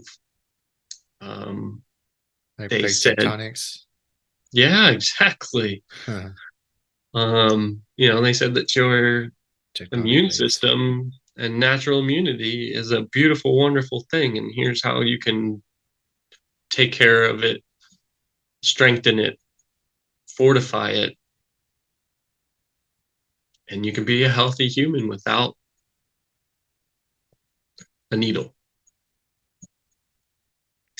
So I love a good conspiracy theory. I love the challenge of thought. I love the if it's just made up, I love the fantasy of it, like the whole like hollow earth theory. I love that someone on the fringe is pushing us towards an evolutionary direction instead of accepting that mass formation of this is the way it is. Right. And Yeah. that challenge, that thought. Especially like some of these, because I think conspiracy theory, the term of it was made to discredit people, like just Yeah, I read like that as well. calling somebody crazy. It's just like you can say these things, and it's just like, oh, people are like just kind of just throw it by the wayside. But there have been some that have been proven. So you know what I mean? Like as Yeah. time goes on, the information comes out, and it's just like, oh shit, like these people were right. And then I don't know, it's just like going to aliens, right? Or extraterrestrials, depending on how you want to see them. Like they've been in cave paintings, and the natives of Americas have referred to them as star people. And you can keep going back and back and back, and there's always this like kind of layer of it that exists, right? And you can talk about God, Was you can it talk about Go ahead. Bob Lazar or whoever. Yeah. Yeah. Bob Lazar, even his story hasn't changed since the '80s. So And yeah, these fringe thoughts, man. We honestly, need them. I love them. They just drive that comfortable center off center enough to maybe stumble upon something new. right. And it's so crazy. Like, I don't know. It's I don't want to say crazy, but it's so like out of this the realm of normal thought that people like it forces them to look at the world differently, and that's hard to do. Um, Yeah, but like one thing especially that kind of connected me, not connected me, but it was always, and more recently it's popped up because I didn't talk about it for a long time, but not for no reason. I've talked about this before, but when I was like 10 years old, approximately, I got to ask my brother when he went to school. He's when he graduated high school, he went to school in New Mexico, Roswell, New Mexico, of all places. My mom and I were taking him back home or back to school after like the holiday weekend, and he was drunk, passed out in the back, and just I don't know, I was his age, probably drunk at his age too, pretty often. But with that, it's he was asleep in the back. We're driving. I want to say it was New Mexico. I don't think it was Texas. And this is before GPSs, and we had maps and stuff, no phones, and we're just driving. Right, it's cold, and you know how like you back in the day you leave and there was no radio stations. You kind of in so we had nothing to do but talk. And my mom, it was late at night, um, pretty late. And so we're just talking about whatever, right? Trying to keep her up. And I'm in the front seat. My brother's passed on the back. And we were driving and we didn't see any cars for a while. But we did see a light, right? And it was off maybe, I don't know, 5, 6 miles, but you can see for a distance, right? Clear night. And we're just driving and we see it and we don't think anything of it because it's like maybe a motorcycle light. I'm not really sure. But as over the course of time, we just keep talking about that's the only thing we could talk about because it's like, what is it? Like we're not getting any closer to it. It just seems to be there. So we were like just talking about it. So she starts kind of like speeding up. And as we're speeding, we start to get closer to it, but then it starts to move backwards, right? Because at one point I was like, maybe it's a train, right? They're unhooking it, or like, it's yeah. it's just a light, the single light, right? So I was like, maybe it's a train. So as we're driving, she's driving faster to it. It starts going backwards, and I'm like, yeah, it's a train. It's what else could it be? And the thought didn't occur to me that it could be anything else, right? So she starts driving faster because in her mind she has more experience behind her. She's like, that's not a train or whatever. So she's speeding up and then it starts going backwards, right? Faster. And then it starts going like over like terrain. You could see it, but you couldn't, you know what I mean? It's just a light. Yeah. And she starts speeding up more. And then it's like somebody got a laser pointer, this light, and just went, it was Oh yeah. gone, like straight up. And we were like looking, like, did you see that? And I was just Yep. like, I The mean, that's all that classic happened, right? follow-on question. Yeah. And it was just like, I mean, fast forward, 10 years, high school military, 20 years in military, plus 20 years in military, seen a lot of aircraft. And I never really started like to circle back to that. I think I would cross my mind every once in a while. But I've seen a lot of aircraft move really, really fast, but never anything that fast. Yeah. And knowing what I know about G's, G forces and what it could do to human body movement at that speed, like I know based off our current understanding of physics that that's not possible. But whatever that was, I mean, by definition, it is a UFO or UAP now. Yeah. Yeah, but that's always kind of been stuck in the back of my mind. Like, what was that? Like, what was that? 100%. I mean, That was Bob Lazar. yeah, exactly. And it was probably around the Not same time. I had a similar experience with a dear old friend of mine in the foothills behind Santa Barbara, and just looking up, and there was this it was a kind of common flight pattern zone and it was kind of that dusk light, and so it was a really bright, solid light and moving, no flashing or anything like that. And I don't know why we both happened to be watching it as it moved across, and then it did that same thing. And it was way up in the sky, and just moving across, and then just went whoop. And we did the same exact thing. Like, did you see that? Right.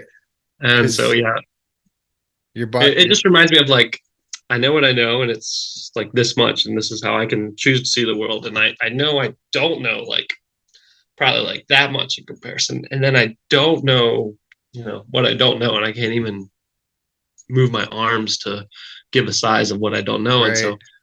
so that's why I you know, love the conspiracy theory, or love challenging my beliefs. Is, am I just looking at the world like this through my little tiny lens of what I think I know? And even then, with what I think I know, there's probably some fraction of that that's not even true as well. Yeah. And And so if I remove this and allow myself to just be open to possibilities.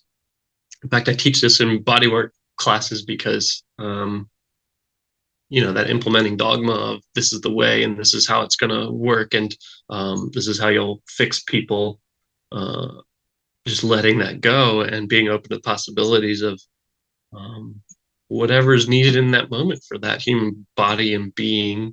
And it's also the interplay and connection and interfacing between myself and them. And wild stuff happens, and when that wild stuff happens, that's oftentimes where big changes are made, instead of just you know this is your assessment and that's the symptoms and you go and do this. Yeah, we're complex systems, and so simple solutions, although keeping it simple, is a beautiful mantra and a thing to remember. We're just so much more complex to that, right? I joke slash tell the truth when I say that, architecture of buildings is simple in comparison to human architecture, because architecture is built from the top down. It's supposed to stay where it is, although occasionally here in California, earthquakes challenge that and mudslides, and the rest of the world as well. And then you don't have to deal with, like, as we are saying, like bad vibes of that building sitting there. There is a theory that I would say that I love from the movie Pi, based off the number 3.14. It's a black and white psychological thriller movie. And in that, he says everything that humans touch is infused with the spiral. And I love that, again, in the spiral, and even our fingerprints are little mini spirals. like And so at some fractals. point, what's that? Like fractals. Yeah, spiral is a form of fractal, like the way that plants fold out from a spiral, the snail shell, the nautilus shell. Yeah, So it'd be that's a essentially fractal like nature. we put our fingerprint on everything we touch. Yeah, and so then a building would be infused with energy. And I think I first kind of really came across that with cars, and it makes sense, right? The way that you drive a car will influence it. So if I'm driving angry and driving fast and hard on the brakes and the gas, that's gonna create something in that vehicle. The classic story I remember from my youth is my stepfather had a Volkswagen Scirocco. Scirocco, is that how you say it? Guess. Sounds Something right. like that. I'm not Yeah. sure. A little stick shift car, and he loved it and treated it like his sports car, which was not, but he treated it like that. And my mom hated it. When my mom would drive it, it would, like, without her touching the horn, it would like honk the horn. And I always joked that it was because, she hated the car. And she'd always have all these issues and hated it when she had to drive it. Transfused, or it felt her, or the way she treated it, came through. And not to, anthropomorphize a car, but again, that how we interact with it will infuse an energy into it. And so again, the reference of, if I drive hard on the gas and the brake pedal, then that's going to influence the engine, and then the engine's going to have a response. If I do that from vehicle to vehicle, and then it's like, wow, every car I've ever owned has the same problem. It's like, well, wait, what's the common denominator here? Right. What's the infusion of water. What's your water infusing into the world? Transference. Um, Yeah, it's yeah, a theory. I know you know what I'm talking about. I think I do. I'm pretty sure you do. But I used to get into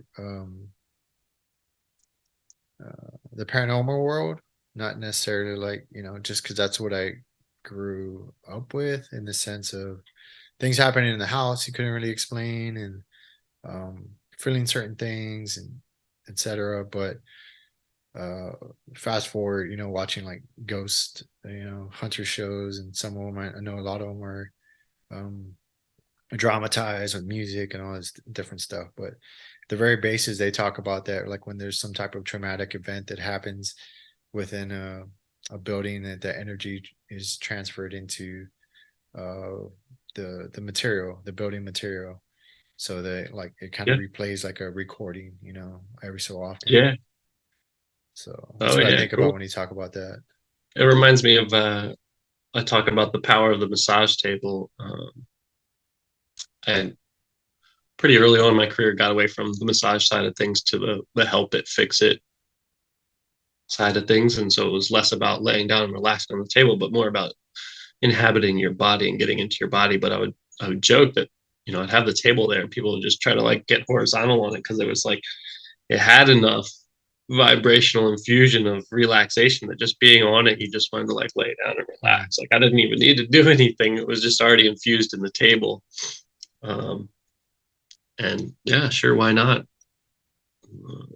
Think about like a psychologist's chair that they have, um, their hundreds of clients come and talk about their issues and what that does to the walls and the seats that they sit in. So like it's funny how we're circling back to the idea of noetics. I know I didn't talk about it, but like what it is, but it's our pretty much our how the human, or how energy can impact the material world, like in studying like how, so going back to water, right? Or just atom, I don't want to say atoms, but the molecules of a table. And so with that, it's like those, that energy being, what, whether we realize it or not, it's impacting the chair, as you talked about, in a negative or positive way, or maybe both. Maybe it's neutral. I don't know. So many good things and bad things happening in there that it cancels Right. out. But I wonder what that would be. I mean, how that would appear under a microscope, or however they test these objects to see how one, I don't know, let's say, Yeah. Do we have the science for that? yeah, it seems like, I mean, I can't honestly say, but it seems like we do. It's probably like specialized equipment that they have to make specifically for that. But whether it's they take a piece of the chair, like you would any type of artifact, and put it under a microscope, and uh, see what the geometric patterns are, or if I've the thought about it a energy. couple of times, and this seems like finally the time to bring it up.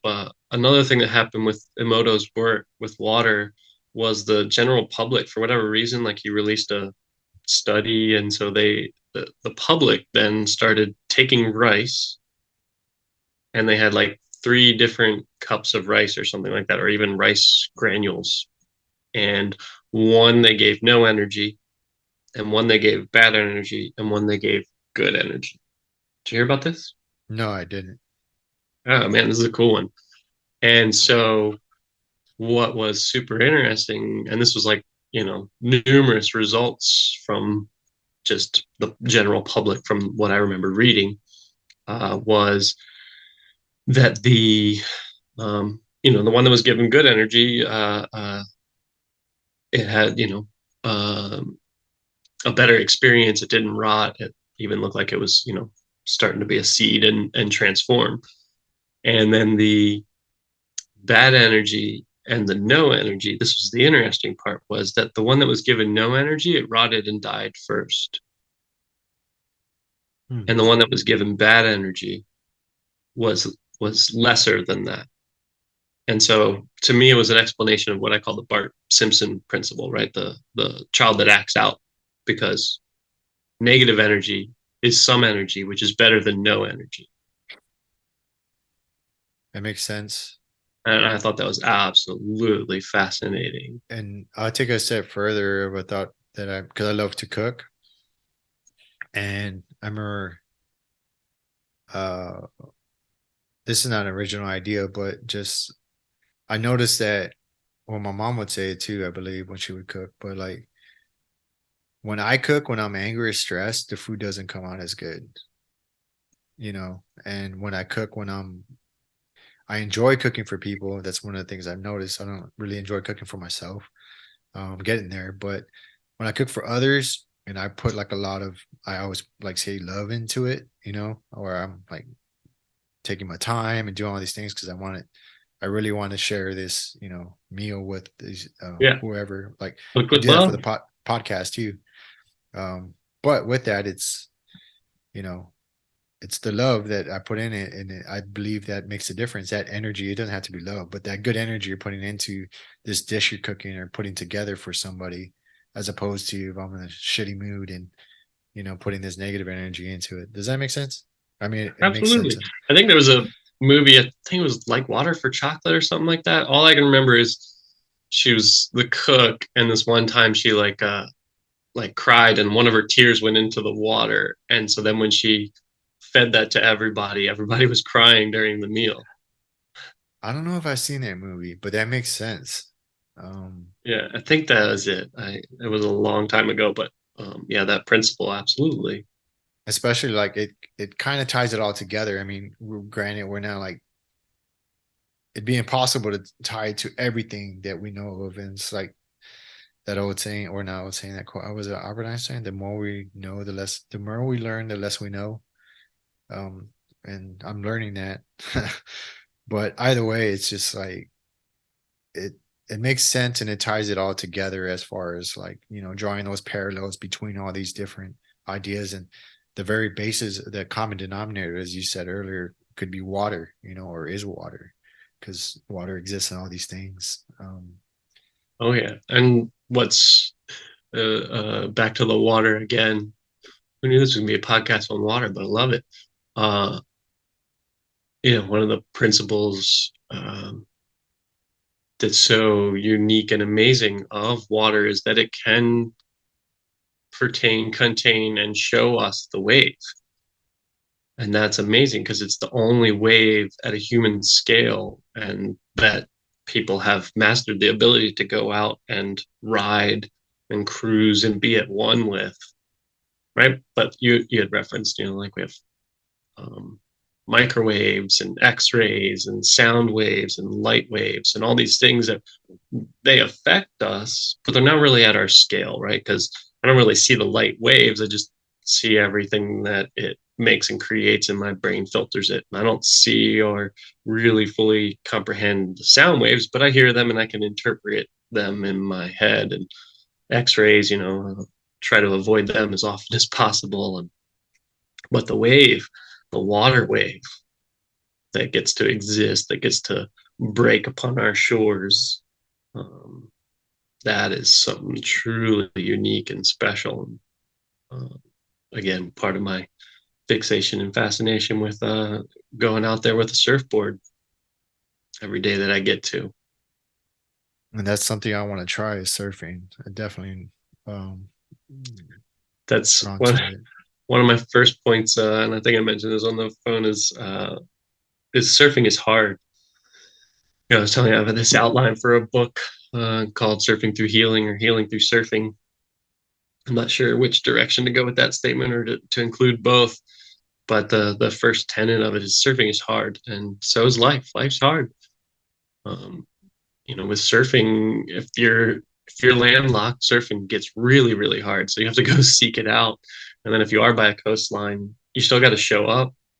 You got to make the time and the place and the space, and then you can show up. And you know, Poseidon or Apollo or whatever, the waves don't show up, and you can't even go that day. It's not like a gym. The gym's going to be there. So there's this understanding of the inconsistency. There's this chase, uh, chase for the perfect wave, chase for just at least rideable waves, so that you can go out and have fun. And then you got to put in the work of actually getting out there. I was talking with someone recently, it was like, man, surfing in Hawaii would be just so much easier just with that warmth. Here where I am in Santa Cruz, the water's, even in summertime, in my opinion, is cold. And then in the wintertime, it is very cold. Fortunately, we have wonderful wetsuits, but you still kind of got to get yourself a little amped up to get out there, especially if I surfed the day before, my wetsuit's still wet. But even then, finally, say you got all the gear and you suited up and you got the impetus, and then you got to get out there. And if the waves are big and it's your first time out, you're gonna get housed and worked. And so occasionally, there's that savant that sits down at a piano and busts out an amazing tune, or there's a surfer that gets out there. But generally, it's going to take timing, it's going to take work, it's going to take effort. And then there's this kind of moment of repose that you finally make it out past the breakers, and you haven't even surfed yet.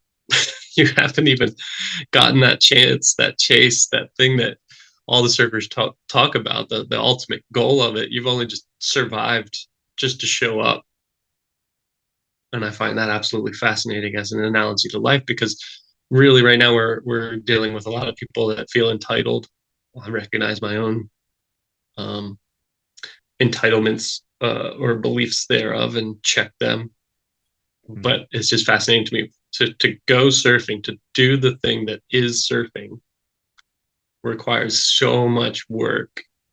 And in fact, even in the beginning, 98% of surfing is just paddling. It's just the work and the positioning. And then finally, when you watch someone that's good enough, that's really good, that's really mastered surfing, even then, 70% of surfing is still paddling. And so you finally get out past the breakers, you finally get a moment of repose, you finally get to calm your breath back down and be like, all right, here we go, I'm gonna surf now. And you turn around to chase a wave, but you've never done it before, so your timing's way off and you miss it. And then you turn around, here comes a bigger one, you're like, oh shit. And you get worked again and you got to paddle back out. And it's just this crazy analogy that once you start knowing the playing field, and once you start knowing, and that playing field can vary from different businesses to podcasts to little facets of life to sports to movement to weightlifting or riding cars, whatever the things that we do and pursue in our lives, you finally then get that moment that you've timed it right, you've worked hard enough, and now you got to stand up. And you've never really done that on a wave before, and you finally get your moment. And some of us, maybe, like I remember my first surf lesson was on the East Coast, and I went with my cousin, and it's early in the morning, and we were just like too late or something, that they were full for that morning, and they're like, we'll tell you what, you can have an afternoon session and it'll just be privates one-on-one. And we're like, sweet deal. And so I finally get a chance to get my first wave, and I stand up and I actually kind of like work the wave a little bit. And the instructor was like, I've never seen anyone with their first wave ever do that. So whatever, I was lucky enough, or I had been riding bodyboards and body surfing, as far back as I can remember. So, and then wishing and emulating and mind surfing in my mind. But a lot of people, that first time, maybe don't have the arm strength or whatever, finally get that one fraction of a moment of bliss to actually surf and just wipe out. And then that's that analogy again of the get back on the horse and do it again. And it's amazing. Some people, they get out there and they get it and they catch what's called the stoke, the surfer's stoke. And that's one aspect, that's an entire chapter of this book to be. Maybe I won't even do that. I was listening to Jordan Peterson YouTube, and videos and auditory seem to be so much further reaching than books these days, that maybe this will just be my finally getting into YouTube and producing videos. But anyhow, the stoke is this feeling kind of like a rush. Maybe it's dopamine, since that's one of the real things that we enjoy. But once you get it, once you catch the stoke, it's like you want to go back and get it again and again and again. And some people don't get that. Some people get out there and they finally get through all these struggles of the surfing and get up and stand up and say, "We, that was fun." And then they just look back at that and they're like, "I don't want to do that again. Surfing's hard. Life's hard." But this idea of stoke can be, in my opinion, translated, and should be, into one's own self-reflection of their own lives and their awareness of what brings me joy. What will I endure and do and make a priority that I will go and do, that when I come back from it, I'm a better human. I'm vibrating higher. I feel fuller. My cup's full so that it can overflow into others. What is that in my life, that stoke that I can find? What is it that I can go do? And I think that's really, really important, whether, you deem that as purpose and passion. I wouldn't say my purpose is surfing, but it's definitely a passion. It's definitely, I have the stoke. I know that I'm going to come back 95% of the time a better human. And even in that 5%, when I maybe come back grumpy because, I maybe hurt myself or my board or something like that, I at least know that, I got out into nature and exercised and moved my body in different and variable ways. And I did breath work and I turned my back on the world and disconnected from all of the connectivity to connect with the world, the earth, the water, Gaia, whatever. Then, I'm a better human for it. So how can we find that translation without necessarily the waves in the surfboard is an ultimate life goal, in my opinion. And yeah, I got many, many, many other bullet points going on there, from tummy time. This is something that, right, you have kids, you said? Mm-hmm. Yeah, that, they're supposed to have tummy time. And that's a whole formation of our ability to receive gravity and breathe and be an extension and to crawl. And we're losing our relationship with the ground. We're losing our relationship with the earth. We have big chairs that we sit in, keep us comfortable. We wake up in a giant chair that we call a bed, and then we go to our porcelain chair, to the kitchen chair, to the car chair, to the work chair, to the car chair, to the couch chair, to only go back to our bed chair. And we've lost this experience of the earth, of getting down and up and down from the ground. And so in surfing, you get tummy time. You get a lot of it because that's where the paddling is, forcing me to be an extension while being on my belly, forcing breath and breathing and variability of breathing, altering my heart rate. Right, heart rate variability is incredibly important. So again, you have that initial rush and paddling through the white water and duck diving, so you have to hold your breath, and then you come up and you gasp for air and you go more and you go hard until you're out past the breakers, and then you can sit and breathe. Then you got to position yourself again, and then you go through the whole, hopefully catching the wave surfing thing, changing your breath and breathing again, and then you can go back and you can sit and rest.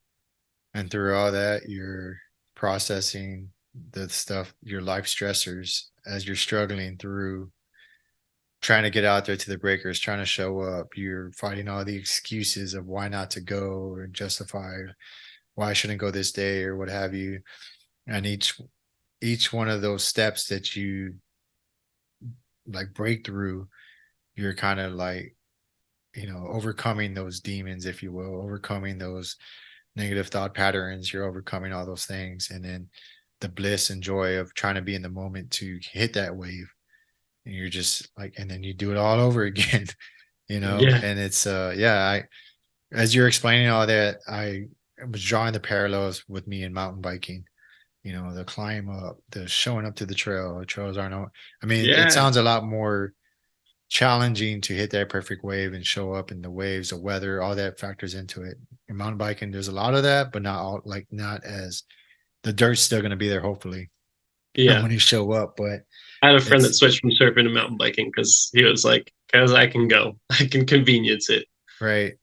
So yeah, and those are all things that I've went through when I started mountain biking in 2018, doing races and questioning, like as I'm pushing my bike up and it's full of mud, it's caked up, and I'm tired because I'm not like in the right shape. And I'm like, what are you trying to prove? I was asking myself all these questions, like, what are you trying to prove? Like, well, are you trying to show off? Are you trying to like not get old? Or, there's always stupid thoughts that came in my head.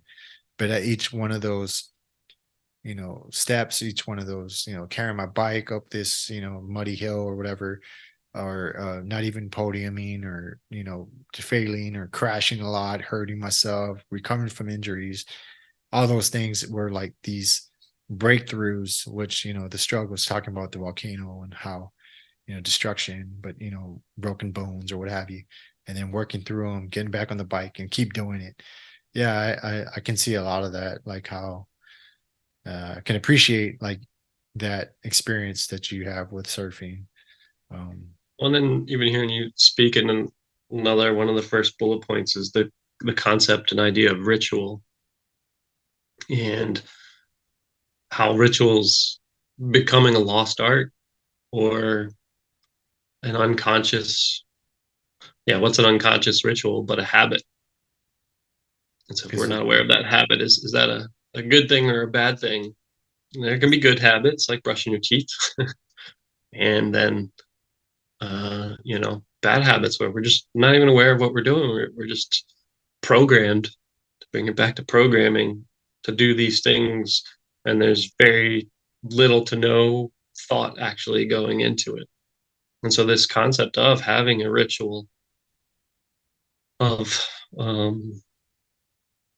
bringing awareness and almost a ceremony, ritual and ceremony have kind of religious connotations, and that'll push a lot of people away. But just having that presence of being, um, repetition for advancement and practice, awareness, joy, and being in it and loving it, even when getting stuck inside by 6 foot waves and just getting pounded, at least coming out laughing on the other side, and to really just kind of,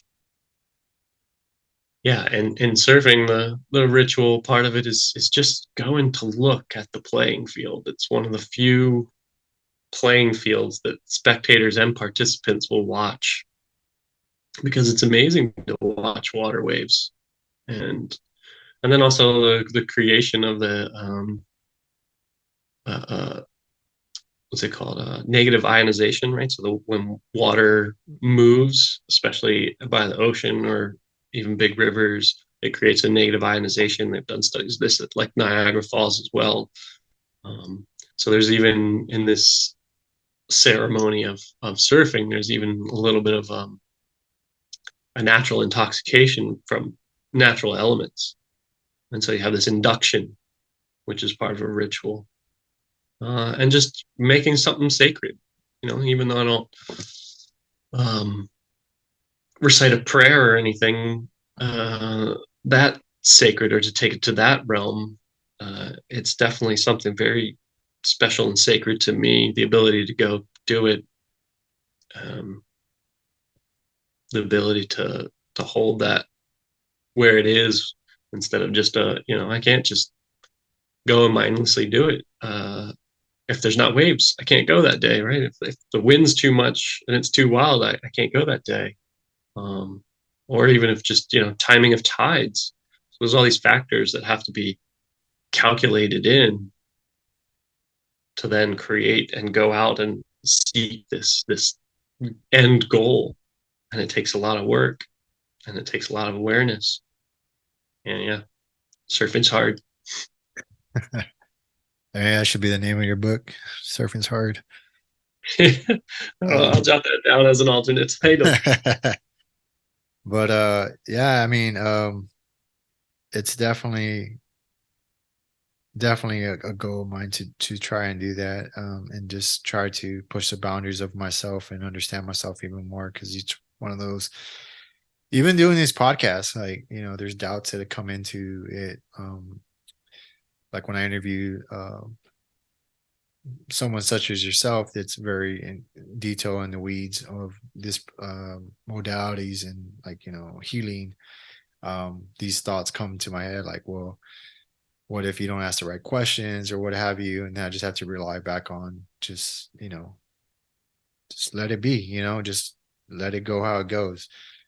But either way, it's like overcoming, showing up, right? Showing up, doing the podcast, trying to be consistent. And that's one thing I lack in is consistency, is because it's crazy, because I have a lot of these deep conversations, and then it takes me like, well, one, I got to put the video together, and then the editing and music and all that stuff. I take time with that, but I also take time and process the conversation. Does that make sense? I'm Sure. just like, ruminating, not necessarily ruminating, it's usually, but that's what I'm doing. I'm thinking about it, kind of analyzing it, processing it, applying it to other thoughts. And I'm kind of just in that moment for a while, and then I push it out or what have you, or I'll schedule the next one. But yeah, and I'm also doing other things at the same time. So, but yeah, I'm really glad that you responded to my post, and then it kind of just started this, dialogue, called you right after we spoke on just things that worked as they did, even to the blue shirt and the water, and we, you know what I mean? And Hmm. yeah, it's I don't believe in coincidences anymore. I used to use that word, but more and more I'm finding that, and maybe it's the vibration we put out, that we kind of started attracting those people, and vice versa, or manifesting or what have you.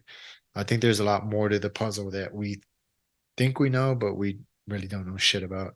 I think natives and stuff had more of a tie into our world than we do, and we kind of muddied the waters with specialties, and dividing more and more and branching out to. I'm not saying they're not important, but either way, I'm glad to have this conversation with you, and hopefully we could do it again sometime. I'm not trying to cut you off. I know we could talk more, but we're coming up on the 3 hour thing, and then time just flies like that.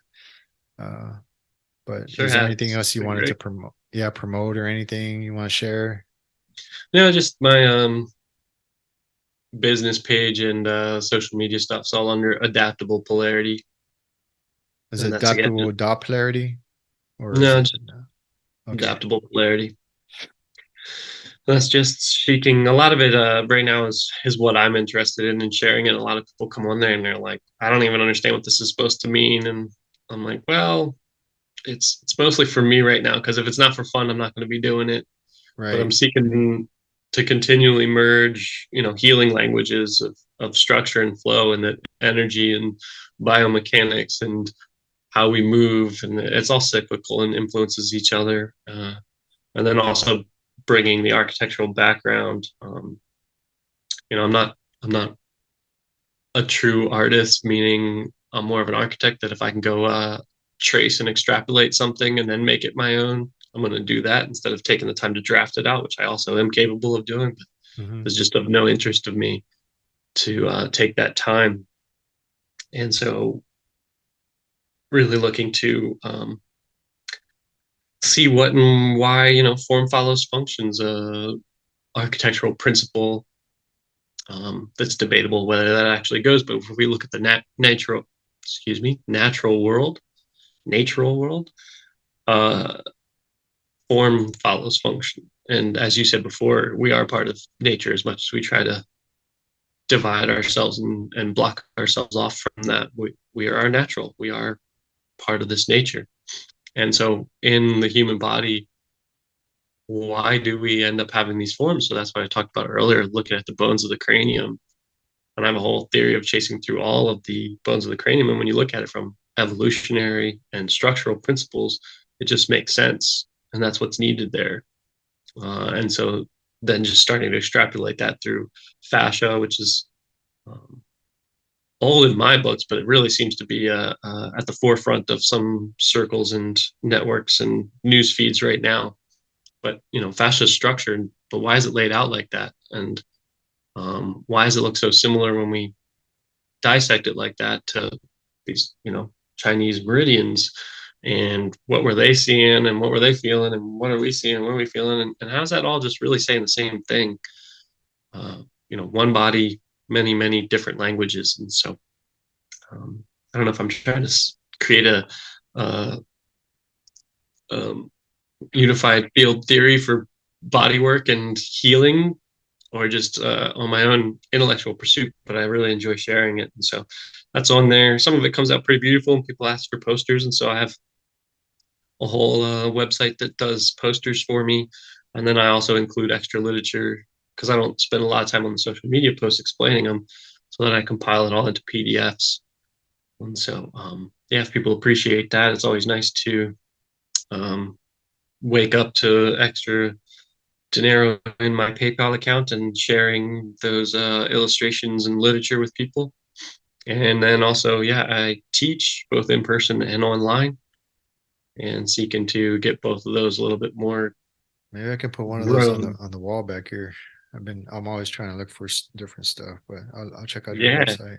Yeah. All sorts of prints. Check it out. For the unique, different style, like artboard prints and stuff like that, it's through a website called Redbubble. I'm gonna have my little link to it. Yeah, and they come out like, actually, that both of these in the background, one's just my logo, and this one you can't really see. It looks like is just a that's a poster print, and the other one's a more like a canvas print. Those are my trial runs to see if I liked them and appreciated them, and they come out beautifully. So nice. Well, before I forget, my wife, she just let me. She was like, I was like, do you have any questions for him? She was just let him know I'm a fan of his work and like what he puts on there. And she's like I said, she's a smarter one of the two. But she should be done with her degree in December. So yeah, but either way, I appreciate you coming on. I appreciate thank you so much. Yeah, just being genuine and just talking, going with the flow with me. The flow of conversation. That's it, right? What's that? That's it, going with the flow. Yeah, and I say I do that all the time, and maybe when I first started saying that, I was just talking out of my ass, but I really do that. You know what I'm saying? So it kind of flows with water too, and it's just the theme of our podcast, just kind of go in and out of the. It was easeful. What's that? It was easeful. That's good, and that's what I try to bring, just this relaxed conversation and just discuss different ideas and modalities and understandings, and they can weave in and out of our passions and our work, and because I believe it's all relative. We just gotta. It sounds like what you're doing is trying to find the common thread and like link all of them together, whether it's language or beliefs or what have you. So thanks again. Hopefully we'll have you on. You're welcome back anytime. Look forward to it. Yeah, I look forward to maybe in person. I haven't been to Texas definitely. in a long time. I got a chair here. I need to upgrade chairs. Maybe once I start doing these consistently enough, I can start making some dinero in my PayPal account, and just to help support it, because I don't like all this stuff. I've bought out of my own pocket, and it's I just would honestly just throw it back into the podcast, really, because I really enjoy doing this. But yeah, I got an extra mountain bike, so I can introduce you to that. Just show you the trails here in Texas. Right. Cook some food for you. Hopefully I don't cry in it, and make you start crying. But yeah, but I appreciate it. You got my number, so if you ever want to bounce any ideas off me or whatever, just ping me. I'll get back to you as soon as I can. But sounds great. Thank you. All right. And where can folks find you one more time? Adaptable Polarity. AdaptablePolarity.com is my webpage, and then the social media seems to be what most people find. Instagram, Facebook, and slowly with videos on TikTok even.